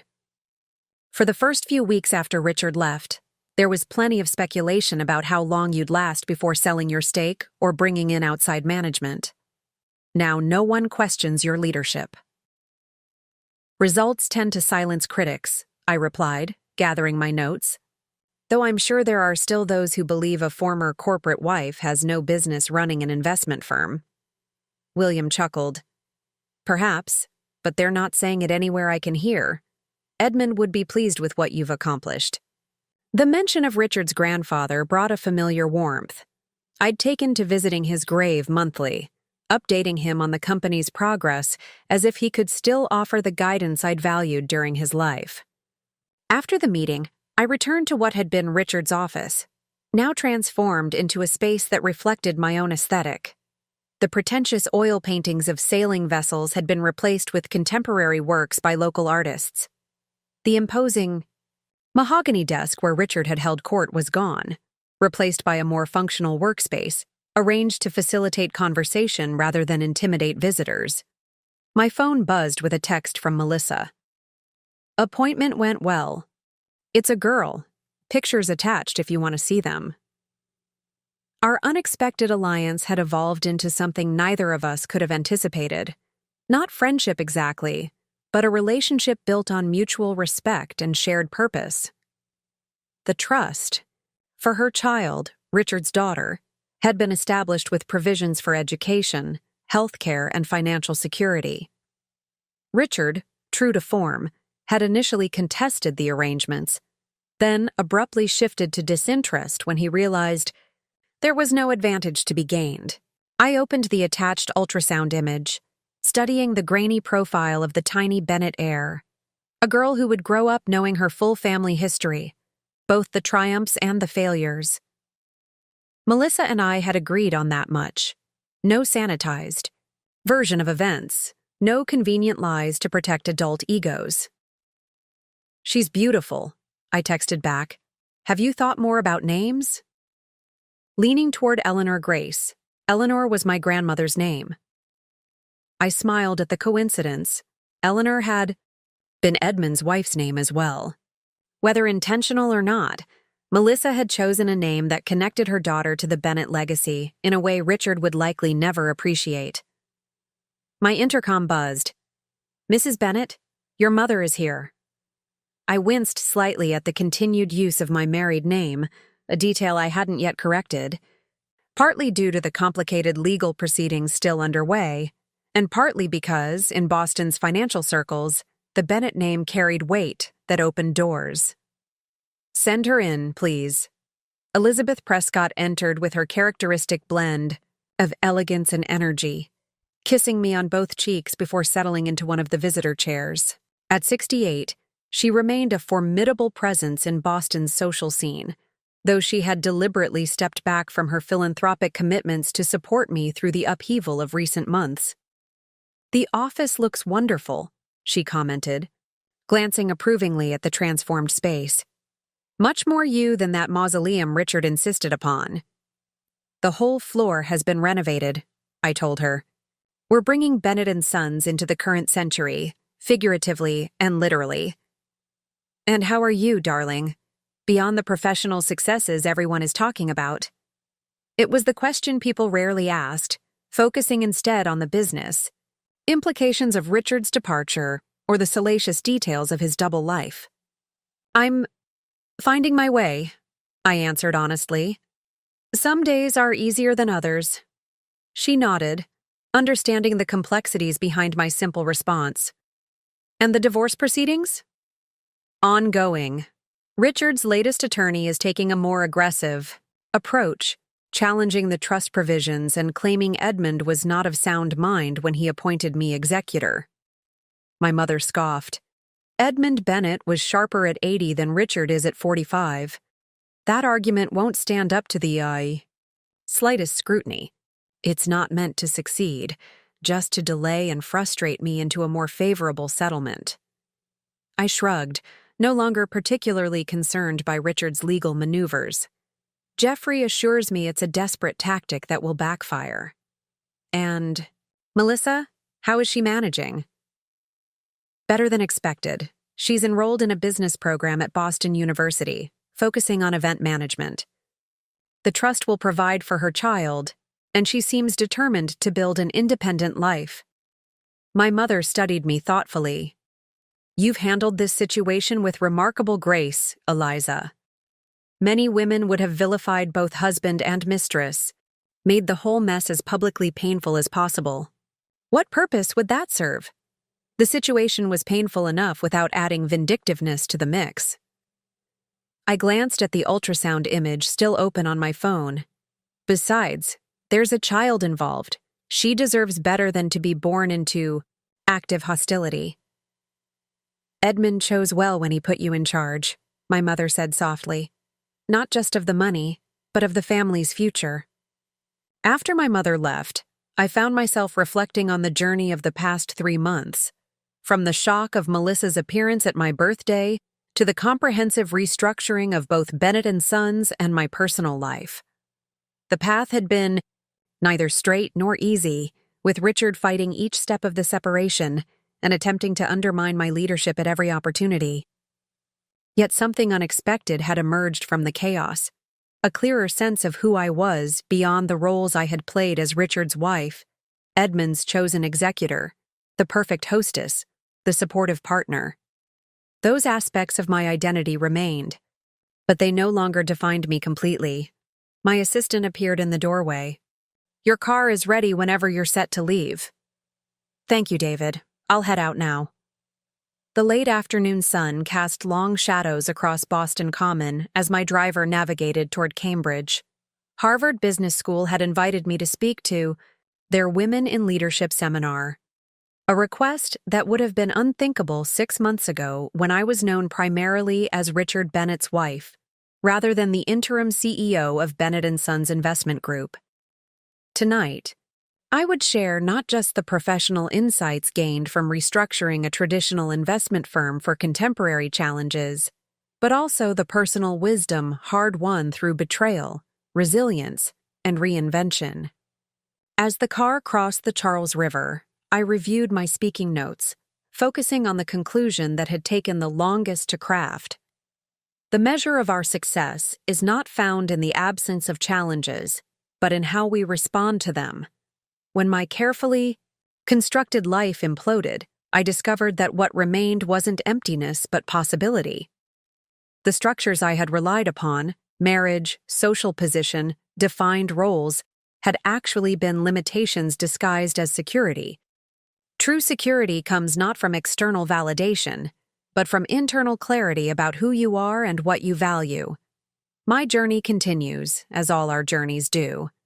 But now I move forward not as someone defined by relationship to others, but as myself, complex, capable, and continuously evolving.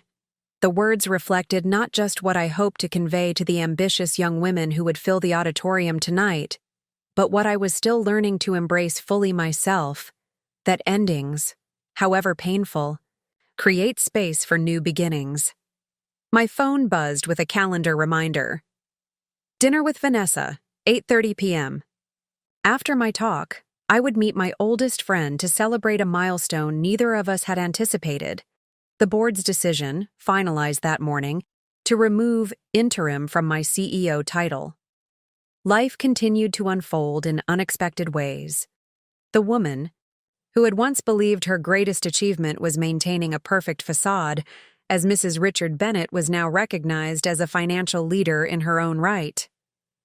The marriage I had fought to preserve had been revealed as a carefully constructed illusion, and the woman I had initially seen as my replacement had become, improbably, an ally in creating a healthier legacy for the next generation. Not every question had been answered, not every wound healed. Richard remained a complicated presence in my life through ongoing legal proceedings and his biological connection to Eleanor Grace, the daughter he had yet to acknowledge beyond mandatory DNA. Testing, the social circles we had moved in together continued to adjust to our separate realities, allies and loyalties shifting like the New England weather. But as I prepared to address a room full of women navigating their own complex paths through personal and professional challenges, I felt a profound gratitude for the unexpected turn my life had taken. The night Melissa walked into my birthday celebration had been the end of one chapter, but it had also been the beginning of a far more authentic story, one I was now writing for myself. Before we continue with how my transformation journey unfolded, I want to thank all of you for your supportive comments on this series. So many of you have shared your own stories of rebuilding after betrayal, and it's been incredibly moving to read them. I've noticed many of you asking about what eventually happened with Richard and whether there was one final confrontation. Well, today's installment will answer those questions. And if you're new here, welcome. Make sure you check out the earlier parts of this story to understand how we got to this point. Now, let's pick up where we left off. The Harvard Business School auditorium fell silent as I concluded my presentation, the final slide displaying a simple quote from Eleanor Roosevelt. "A woman is like a tea bag. You never know how strong it is until it's in hot water."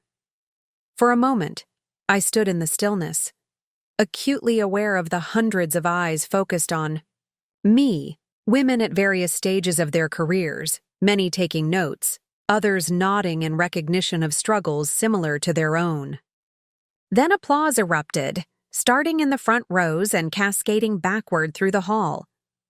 During the Q&A session that followed, the questions ranged from specific business strategies I'd implemented at Bennett & Sons to more personal inquiries about navigating Boston's male-dominated financial sector.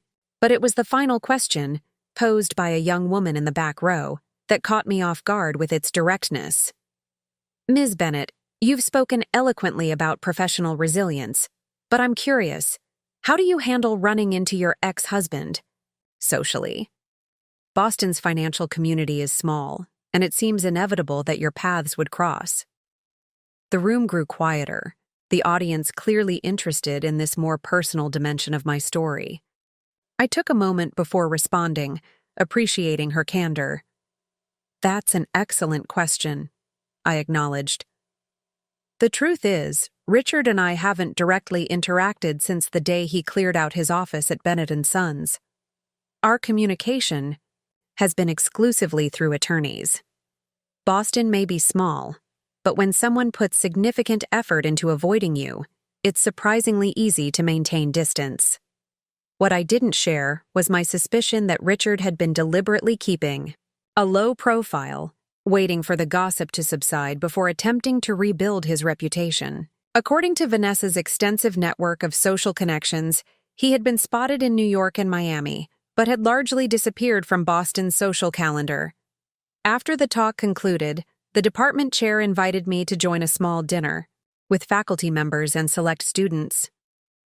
As we walked toward the faculty club, my phone buzzed with a text from Vanessa. "Change of plans. Need to meet earlier. Stratton Club in 30 minutes important." The urgency was uncharacteristic of my typically laid-back friend. I made my apologies to the Harvard group and directed my driver to the Stratton Club instead, an exclusive establishment in Back Bay, where Boston's old money gathered away from tourist attention. Vanessa was waiting in the private lounge area, a half-empty martini in front of her, and an expression I hadn't seen since her messy divorce 3 years earlier. A mixture of anger and satisfaction that suggested significant drama was unfolding. "What's happened?" I asked, sliding into the leather chair across from her. "Your text sounded urgent." She leaned forward, lowering her voice despite the privacy of our corner. "Richard's back in town, and he's brought company," I signaled. The waiter for a scotch absorbing this information. Not entirely surprising, he was bound to return eventually. "It's who he's with that's interesting," Vanessa continued, a gleam in her eye that reminded me why she had been my first call when Melissa appeared at my birthday party. Vanessa had a journalist's instinct for significant details. Diane Lockhart, the name registered immediately. Diane Lockhart was the recently divorced wife of Henry Lockhart, CEO of Eastern Capital Group, and one of Bennett & Sons' largest competitors. "That's an interesting choice," I said carefully, accepting my drink from the waiter. "Interesting. Doesn't begin to cover it, Vanessa replied once we were alone again. Eastern Capital has been trying to poach Bennett clients for years, and now Richard's parading around town with the ex-wife of their CEO? It's not subtle. I considered the implications. Richard had signed comprehensive non-compete and confidentiality agreements as part of his separation from Bennett and Sons. The legal terms were stringent, necessary protective measures given his intricate knowledge of client portfolios and investment strategies. Where were they seen? I asked, keeping my tone neutral despite the concern building within me. Dinner at Maison Laurent tonight. Very cozy, according to my source. And they're staying at the same hotel, the Archer, not Richard's usual Four Seasons. A deliberate choice, then. The Archer was directly across the street from Eastern Capital's Boston offices. There's more, Vanessa added, finishing her martini. Diane Lockhart sits on Eastern's board, specifically their new acquisitions committee. The pieces aligned with disturbing clarity. Richard couldn't directly work for a competitor due to his non-compete agreement, but there was nothing preventing him from sharing insider information with a board member who happened to be his new romantic interest. It was exactly the kind of underhanded workaround that reflected Richard's approach to obstacles, not confronting them directly, but finding deceptive paths around them. I should call Jeffrey, I said, reaching for my phone. Vanessa placed her hand over mine, stopping me. There's something else you should know first. They're here. Here? At the Stratton? She nodded toward the main dining room visible through the lounge's glass partition. They arrived about 10 minutes before. You did. Richard didn't see me. I was seated behind a column when they were escorted to their table. I followed her gaze, and there he was. My husband of 12 years, soon-to-be ex, seated at a prime table overlooking the garden. Across from him sat Diane Lockhart, an elegant woman in her early 50s with the confident posture of someone accustomed to wealth and influence.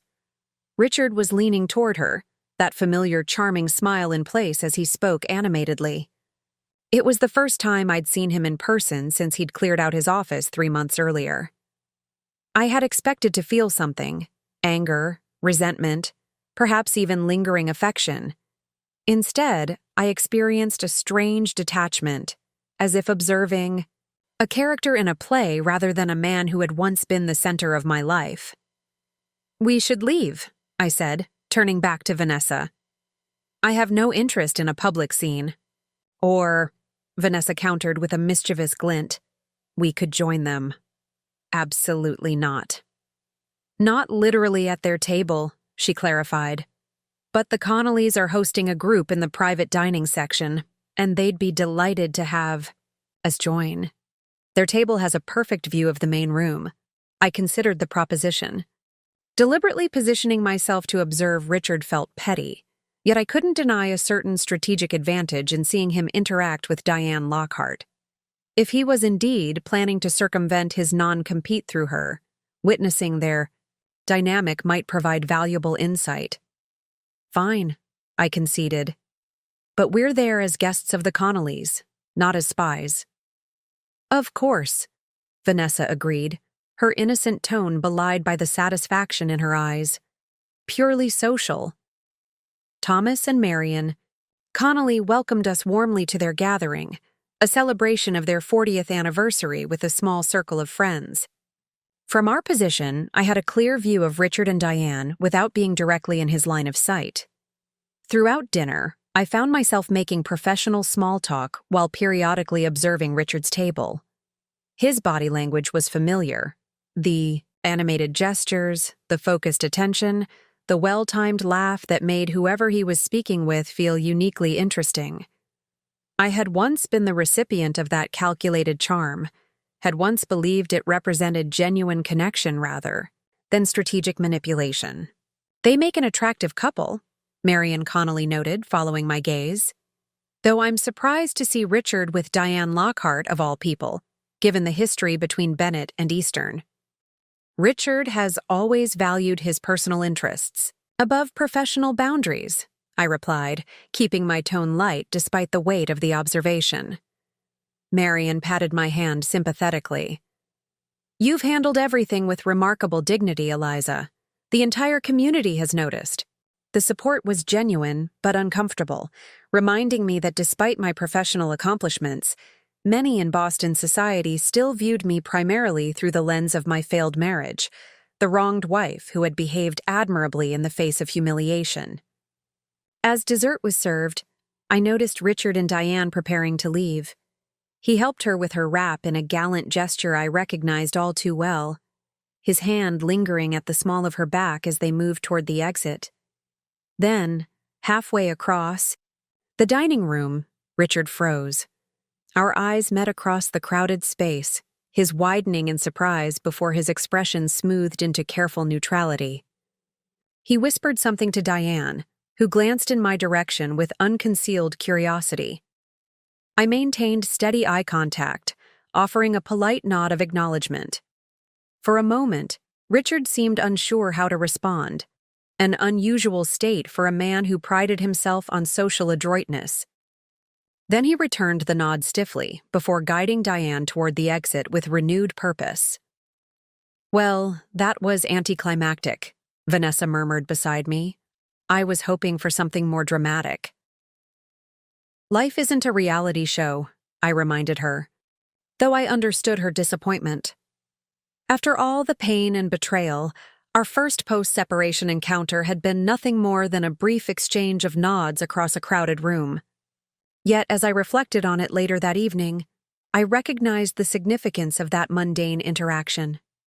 3 months ago, seeing Richard with another woman would have provoked intense emotional turmoil. Now, I felt only a detached concern about potential business implications, not personal hurt. The encounter hadn't been dramatic precisely because I had moved beyond the need for confrontation or validation. The following morning, I arrived at Bennett & Sons earlier than usual, summoning Jeffrey and our head of security for an urgent meeting. If Richard was indeed planning to use Diane Lockhart as a conduit for proprietary information, we needed to implement additional safeguards immediately. We'll need to conduct a comprehensive security audit, Jeffrey advised after I explained the situation. Phone records, system access logs, document trails. If Richard has been sharing sensitive information, we need to know exactly what's been compromised. I'll alert the IT team to look for any unusual access patterns or data exports from before Richard's departure, added Michael Reeves, our security director. We should also consider changing all client-facing protocols as a precaution. As they outlined protective measures, I found myself reflecting on Richard's consistent pattern, the creation of new problems requiring my attention and resources, even months after his departure. His presence in my life had become like a chronic condition, manageable but never fully resolved, requiring periodic intervention to prevent flare-ups. Later that day, as I reviewed the preliminary security findings in Edmund's study, which I had maintained as a personal retreat within the Bennett estate, my phone rang with an unfamiliar number. Eliza Bennett speaking. Mrs. Bennett, this is Brian Lockhart. I believe we have a mutual concern we should discuss. I recognized the name immediately, Henry Lockhart's son and Eastern Capital's chief strategy officer. Mr. Lockhart, this is unexpected. Call me Brian, please. His tone was cordial but businesslike. I'd like to meet with you regarding Richard Bennett's relationship with my stepmother. Would tomorrow morning at Riverview Coffee be convenient? Say 8 o'clock? The request was unusual enough to pique my interest. I'll be there. As I ended the call, I wondered what new complication was unfolding in the already complex aftermath of my marriage. Whatever Brian Lockhart wanted to discuss, it seemed the final chapter of my history with Richard was still being written. Riverview Coffee occupied a quiet corner near the Charles River, its understated facade and lack of prominent signage ensuring it remained a sanctuary for those seeking discretion rather than recognition. I arrived 15 minutes early, selecting a table in the back alcove that offered both privacy and a clear view of the entrance. Brian Lockhart arrived precisely at 8, his appearance less formal than I'd expected. Dark jeans, a cashmere sweater, and rimless glasses that gave him a scholarly look at odds with his reputation as Eastern Capital's most aggressive strategist. At 35, he was a decade younger than Richard, and had built a career deliberately separate from his father's influence, starting at Goldman Sachs before joining the family firm. "Mrs. Bennet," he greeted me, extending his hand. "Thank you for meeting on such short notice." "Eliza, please," I replied, assessing him with professional curiosity, though I'm still trying to understand why the chief strategy officer of our largest competitor wants to meet with me. He smiled, a quick, economical expression that didn't reach his eyes. "Direct. I appreciate that." He signaled the waiter for coffee before continuing. "I'll be equally direct. Richard Bennet is using my stepmother to access Eastern Capital's acquisition strategy and simultaneously using his knowledge of Bennet & Sons to advise her on competitive moves against your firm." The bluntness of his statement confirmed my suspicions while raising new questions. "And you're sharing this with me because while Eastern and Bennet are competitors, we're both being manipulated by someone who respects neither firm's boundaries nor legacy." His coffee arrived, and he took a moment to add a precise amount of cream. "My father and I disagree on many things, but we align on protecting Eastern from outside exploitation. I assume Diane doesn't share your concern." Brian's expression tightened. "Diane married my father when I was in college. Their divorce was acrimonious. She retained her board seat as part of the settlement, primarily to irritate him. Her relationship with Richard seems similarly motivated by spite rather than affection." "That aligns with Richard's pattern," I acknowledged. "He's drawn to situations where he can position himself as instrumental to someone else's agenda."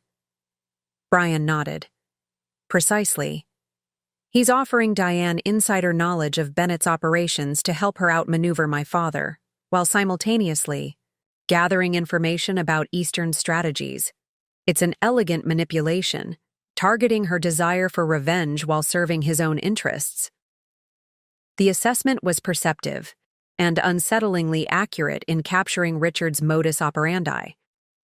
He had always excelled at identifying others' vulnerabilities and positioning himself as uniquely capable of addressing them, whether in business or personal relationships. "What exactly are you proposing, Brian?"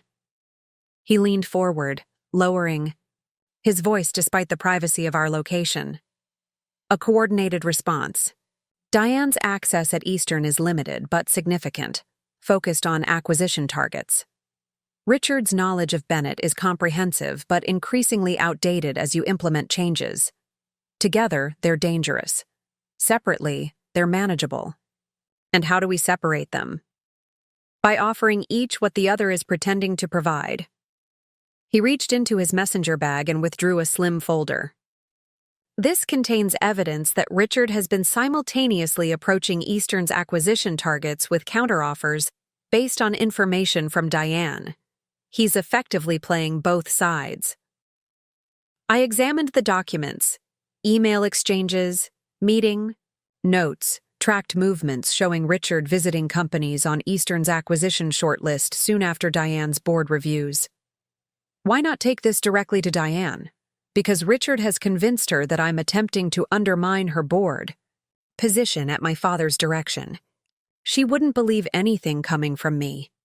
His expression revealed genuine frustration. "But she might listen to you, another woman who's experienced Richard's manipulation firsthand." I considered the proposition carefully. Engaging directly with Diane Lockhart carried risks, both personally and professionally. Yet the evidence before me suggested Richard was escalating from merely unethical behavior to potentially illegal corporate espionage. "What would your father say about this unorthodox alliance between competitors?" Brian's smile was wry. "He doesn't know I'm here.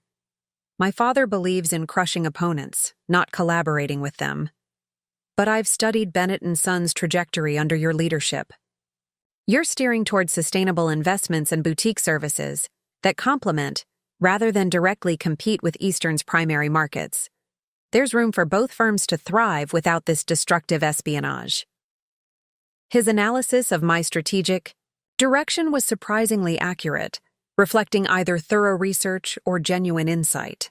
Either way, it suggested he was approaching this potential alliance with thoughtful consideration rather than reactive impulse. If I were to speak with Diane, what exactly would I be proposing? Nothing, just sharing information she needs to make an informed decision about her association with Richard. He tapped the folder. This evidence, combined with your personal experience, should be sufficient. What she does with that knowledge is her choice. The approach was elegant, in its simplicity, not attempting to control Diane's response, but simply ensuring she had complete information about Richard's duplicity. It respected her agency while addressing the immediate threat to both firms. And what do you get from this arrangement? Besides protection for Eastern's acquisition strategy? Brian hesitated, then offered a more genuine smile. Honestly? Professional? Curiosity satisfied. You've transformed Bennett & Sons more in 3 months than most CEOs accomplish in years. I'm interested in seeing what you'll do next, without Richard's interference. The compliment seemed sincere, though I maintained healthy skepticism about his motives. Still, his proposal offered a potential resolution to Richard's latest manipulation with minimal risk to Bennett & Sons. I'll need to verify this information independently, I said, indicating the folder. I'd expect nothing less. My contact information is inside. Once you've confirmed the details, let me know if you decide to proceed. After Brian left, I remained at the table, reviewing the evidence he'd provided while processing the implications of this unexpected development.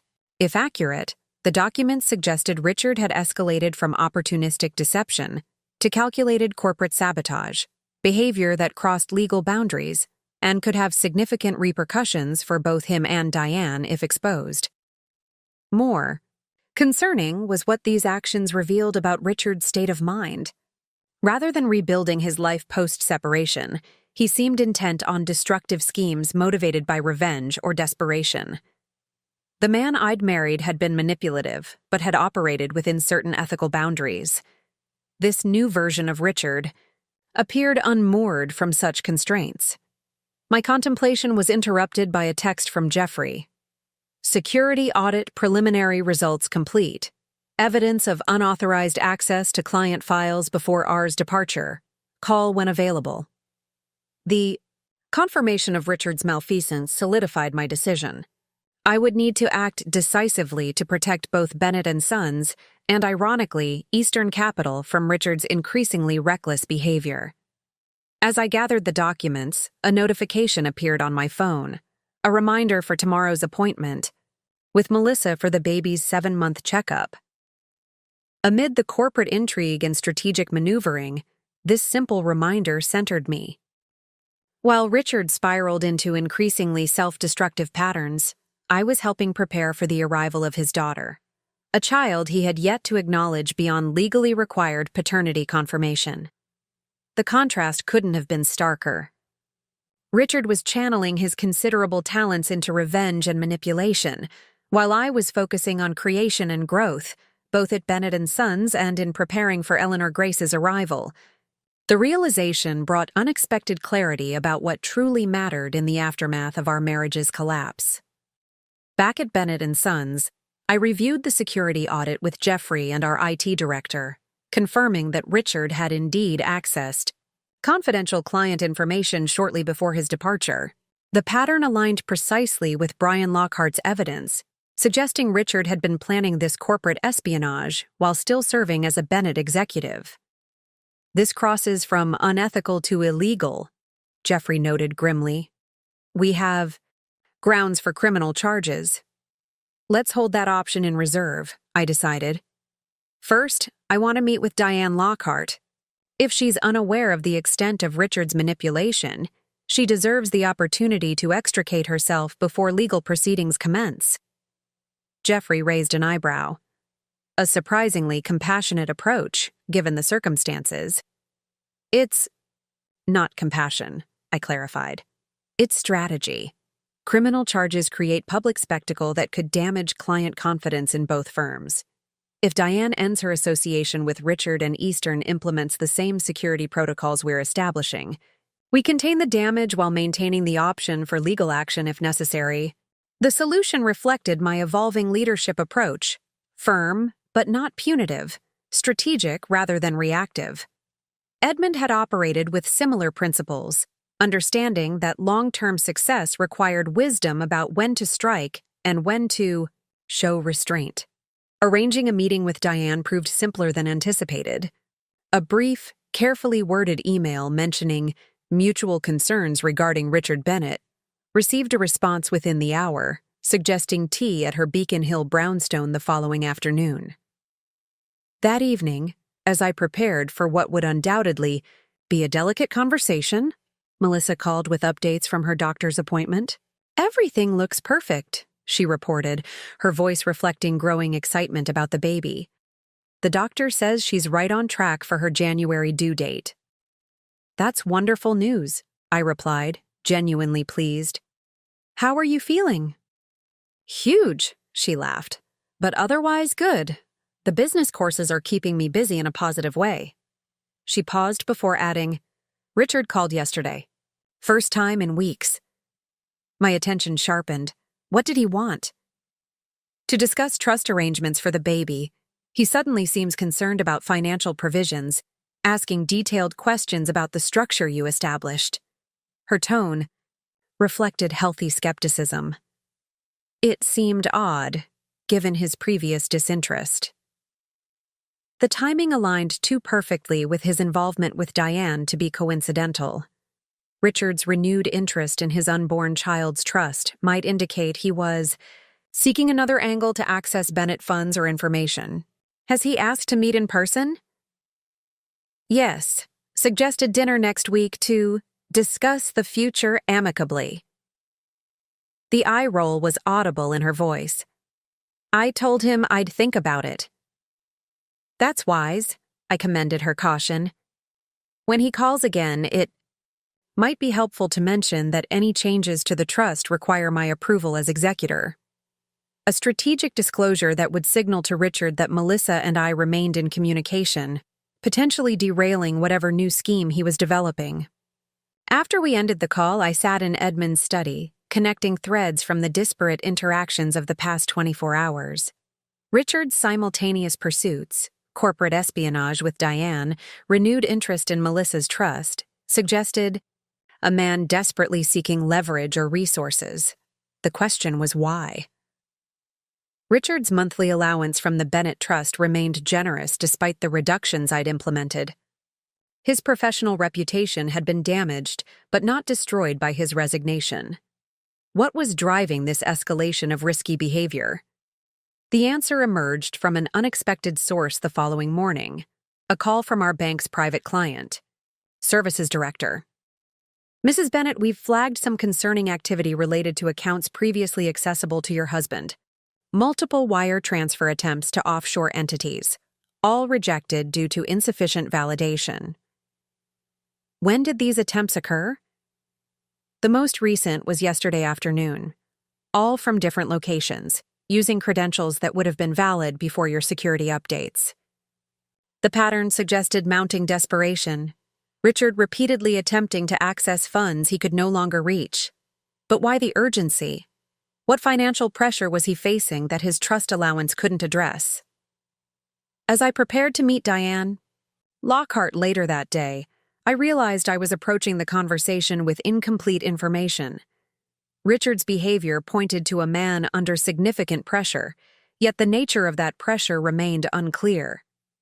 Understanding it might be crucial to effectively addressing the threat he now posed to both Bennett and Sons, and increasingly to himself. Diane Lockhart's Beacon Hill residence reflected its owner, elegant, sophisticated, with an underlying hardness revealed in the severe angles of modern furniture against traditional architecture. She greeted me with the practiced cordiality of Boston's social elite, leading me to a sunroom overlooking an immaculately maintained garden. "I must admit, I was intrigued by your request," Diane said as she poured tea from a silver service. "Richard speaks of you rarely, and never in terms that suggested a civilized conversation between us was likely." "I imagine not," I replied, accepting the delicate porcelain cup. "Though I suspect we've both heard carefully curated versions of many truths from Richard." A flicker of curiosity crossed her face. "You're more direct than he described. One advantage of losing everything you thought defined you is the freedom to be authentic afterward," I observed, deliberately establishing a connection through our shared experience of marital dissolution.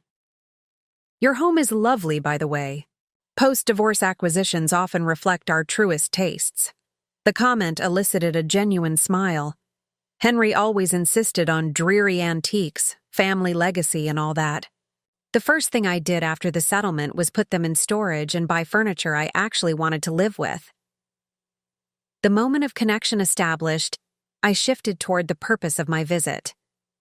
"I suspect Richard has presented himself as uniquely positioned to help you achieve certain objectives regarding Eastern Capital."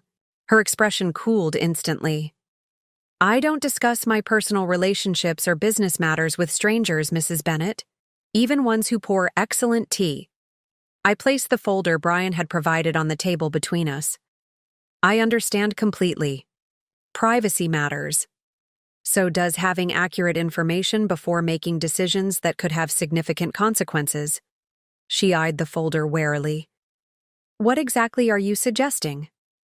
"Only that Richard has a consistent pattern of telling each person in his life exactly what they need to hear to serve his purposes, while withholding critical information that might lead them to different conclusions." I gestured toward the documents. "These suggest he's simultaneously advising you on moves against Eastern while using that information to approach Eastern's acquisition targets with competing offers." Diane's hand hesitated over the folder, conflicting impulses visible in her expression. "And I should believe these documents from you, someone with obvious motivation to discredit him, rather than a man I've come to know intimately over the past months?" "You shouldn't believe either of us implicitly," I countered, "but you should verify independently. Your board position gives you access to records of Eastern's preliminary acquisition discussions. Check the dates against Richard's whereabouts.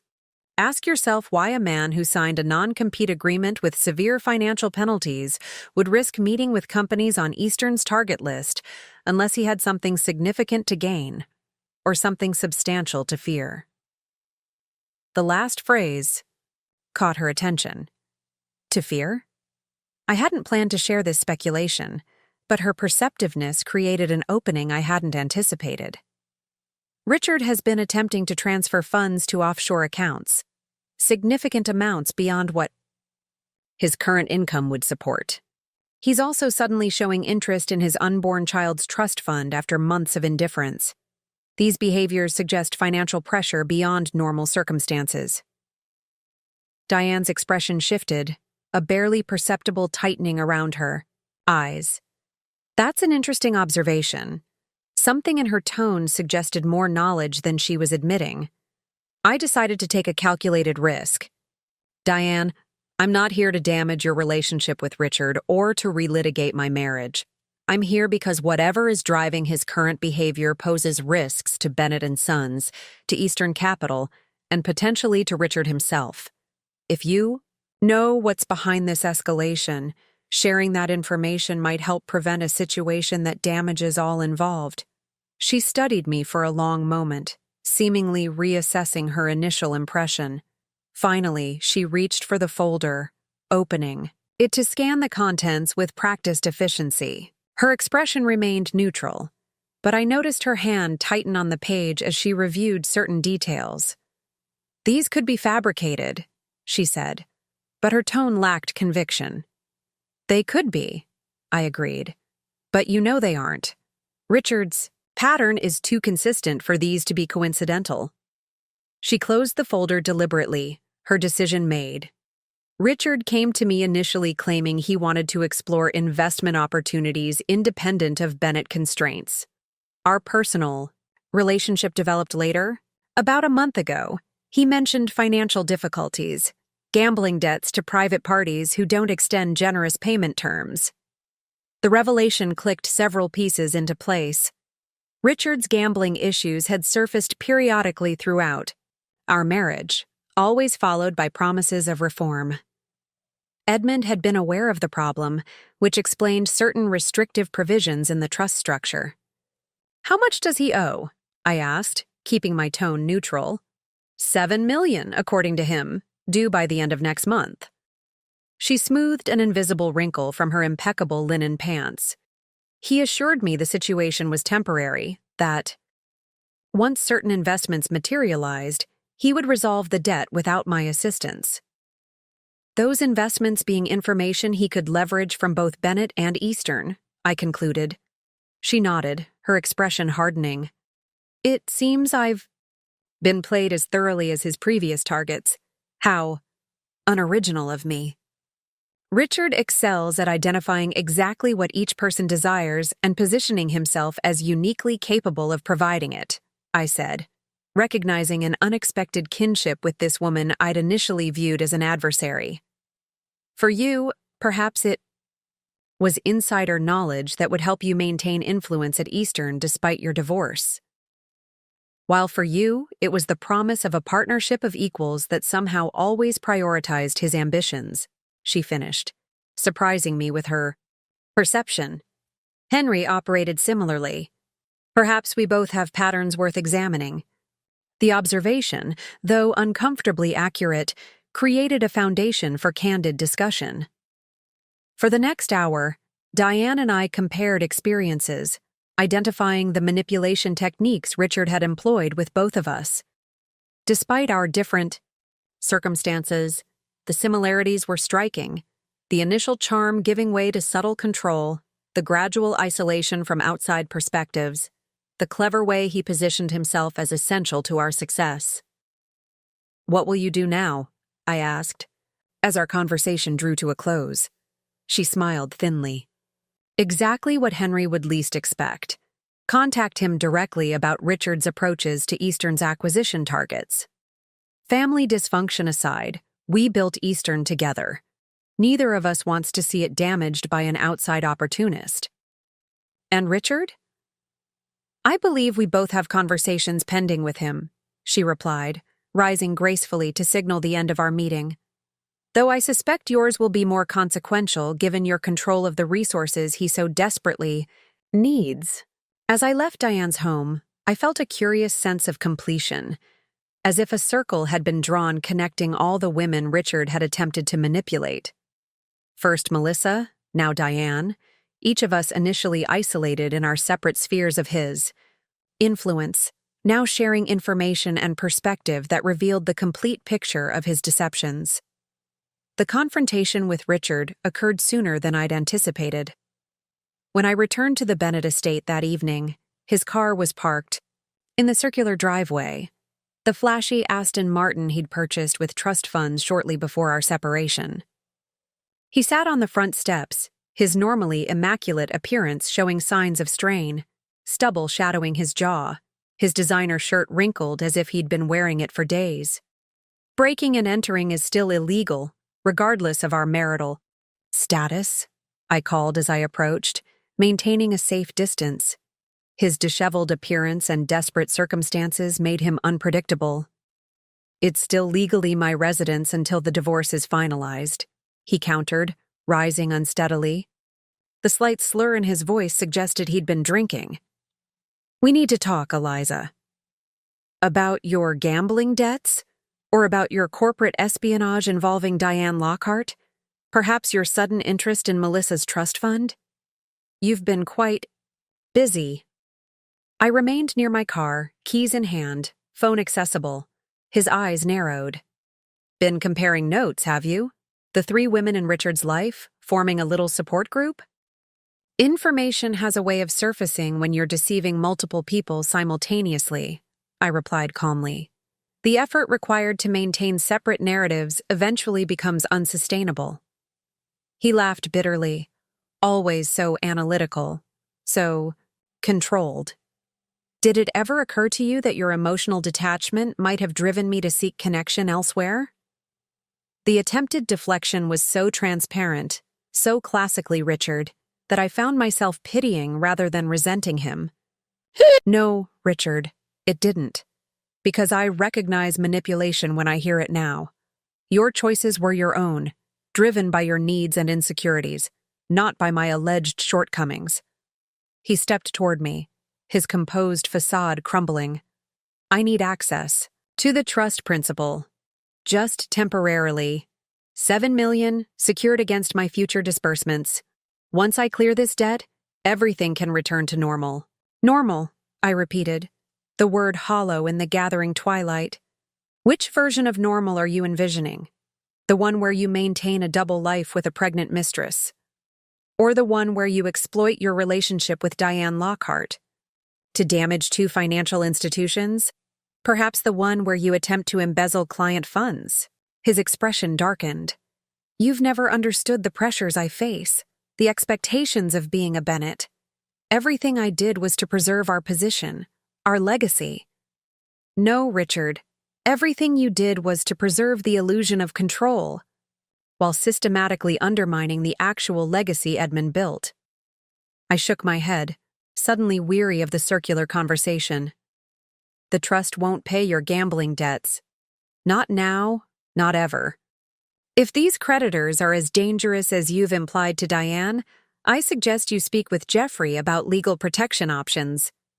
Legal protection? He laughed, a harsh sound devoid of humor.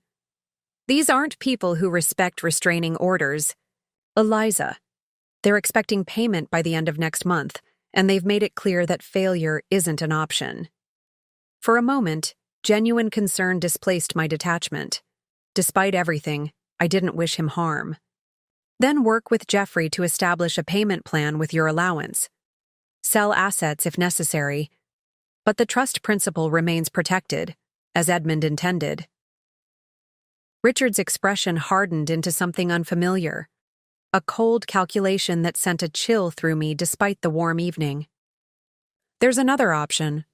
Melissa's trust for the baby. As father, I should have some input on those funds. That trust is irrevocable and specifically structured to prevent parental access, I replied firmly.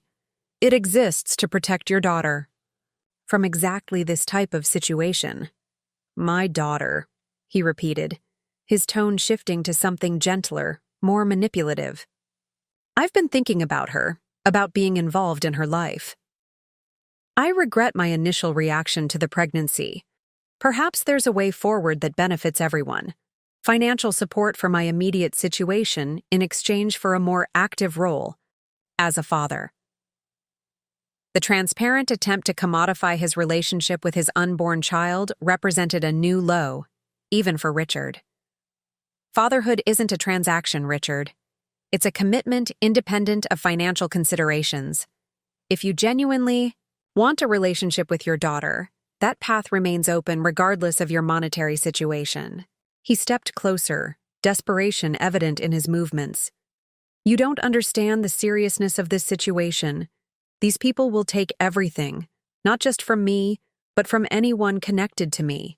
The firm, the family name, all of it could be compromised. Then perhaps it's time to face consequences directly, rather than manipulating others to shield you from them, I suggested quietly. I'll ask Jeffrey to help you explore legitimate options for addressing these debts. But I won't compromise Edmund's legacy or your daughter's future to solve problems created by your choices. For a moment, I glimpsed raw vulnerability beneath his carefully constructed persona. The frightened boy who had never quite lived up to his grandfather's expectations, who had sought external validation through increasingly risky behaviors. In that instant, I understood Richard more clearly than I had during 12 years of marriage. A man trapped in patterns established long before I met him, endlessly seeking but never finding the security and approval he craved. I could contest the trust, he threatened, the moment of vulnerability passing. Challenge Edmund's competency when he made you executor. You could, I acknowledged.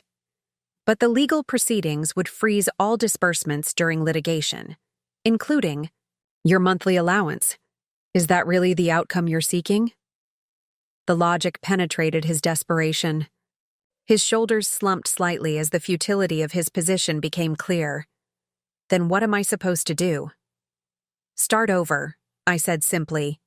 Accept the consequences of your actions, work with what you legitimately have, and build something authentic rather than maintaining illusions. As I spoke the words, I recognized they reflected my own journey over the past months. Accepting painful truths, working with available resources, and constructing a life based on genuine capabilities rather than external expectations.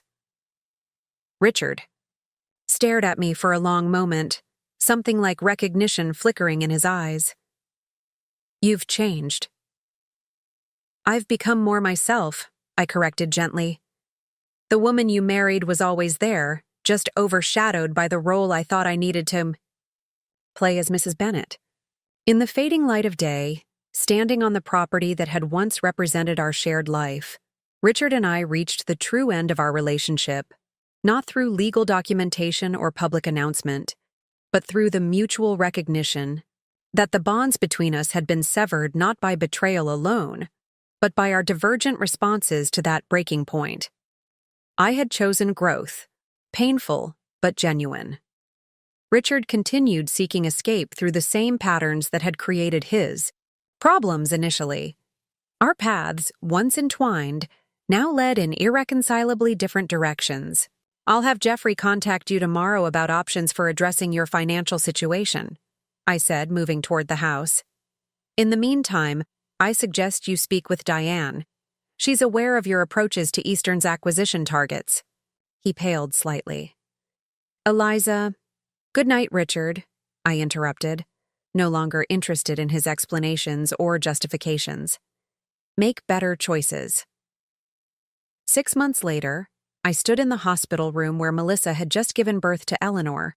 Grace Bennet, 7 pounds, 4 ounces of new life blinking solemnly at the world around her. Despite an invitation, Richard had not attended the birth. His attention focused on the structured repayment plan for his gambling debts that Jeffrey had negotiated with his creditors. The trust I controlled now funded not just Bennet & Sons, expanding sustainable investment portfolio, but also a separate foundation supporting women rebuilding their lives after relationship trauma. Diane Lockhart, surprisingly, had become a significant contributor to that foundation, our unlikely alliance evolving into mutual respect. As I held Eleanor Grace, her tiny fingers wrapping instinctively around mine, I reflected on the extraordinary chain of events triggered by Melissa's accidental appearance at my birthday celebration. What had initially felt like the most humiliating moment of my life had ultimately initiated the most profound transformation, freeing me from a marriage that diminished rather than enhanced my capabilities, connecting me with women who understood the specific challenges of Richard's manipulation, and positioning me to protect this innocent child from the chaotic patterns of her father's making. The night that had seemed like an ending had, in fact, been just the beginning, the first step on a path that led not to revenge or bitterness, but to something far more valuable: the discovery of my authentic self, independent of relationship to others, defined by choices rather than circumstances. As Eleanor's eyes drifted closed, secure in the knowledge that she was protected and cherished, I made a silent promise to ensure she grew up understanding her own worth, not as Richard Bennet's daughter or as a Bennet heir, but as herself, complete and sufficient exactly as she was. Some might call that the ultimate victory. I simply called it peace. Up next, you've got 2 more standout stories right on your screen. If this one hit the mark, you won't want to pass these up. Just click and check them out. And don't forget to subscribe and turn on the notification bell so you don't miss any upload from us.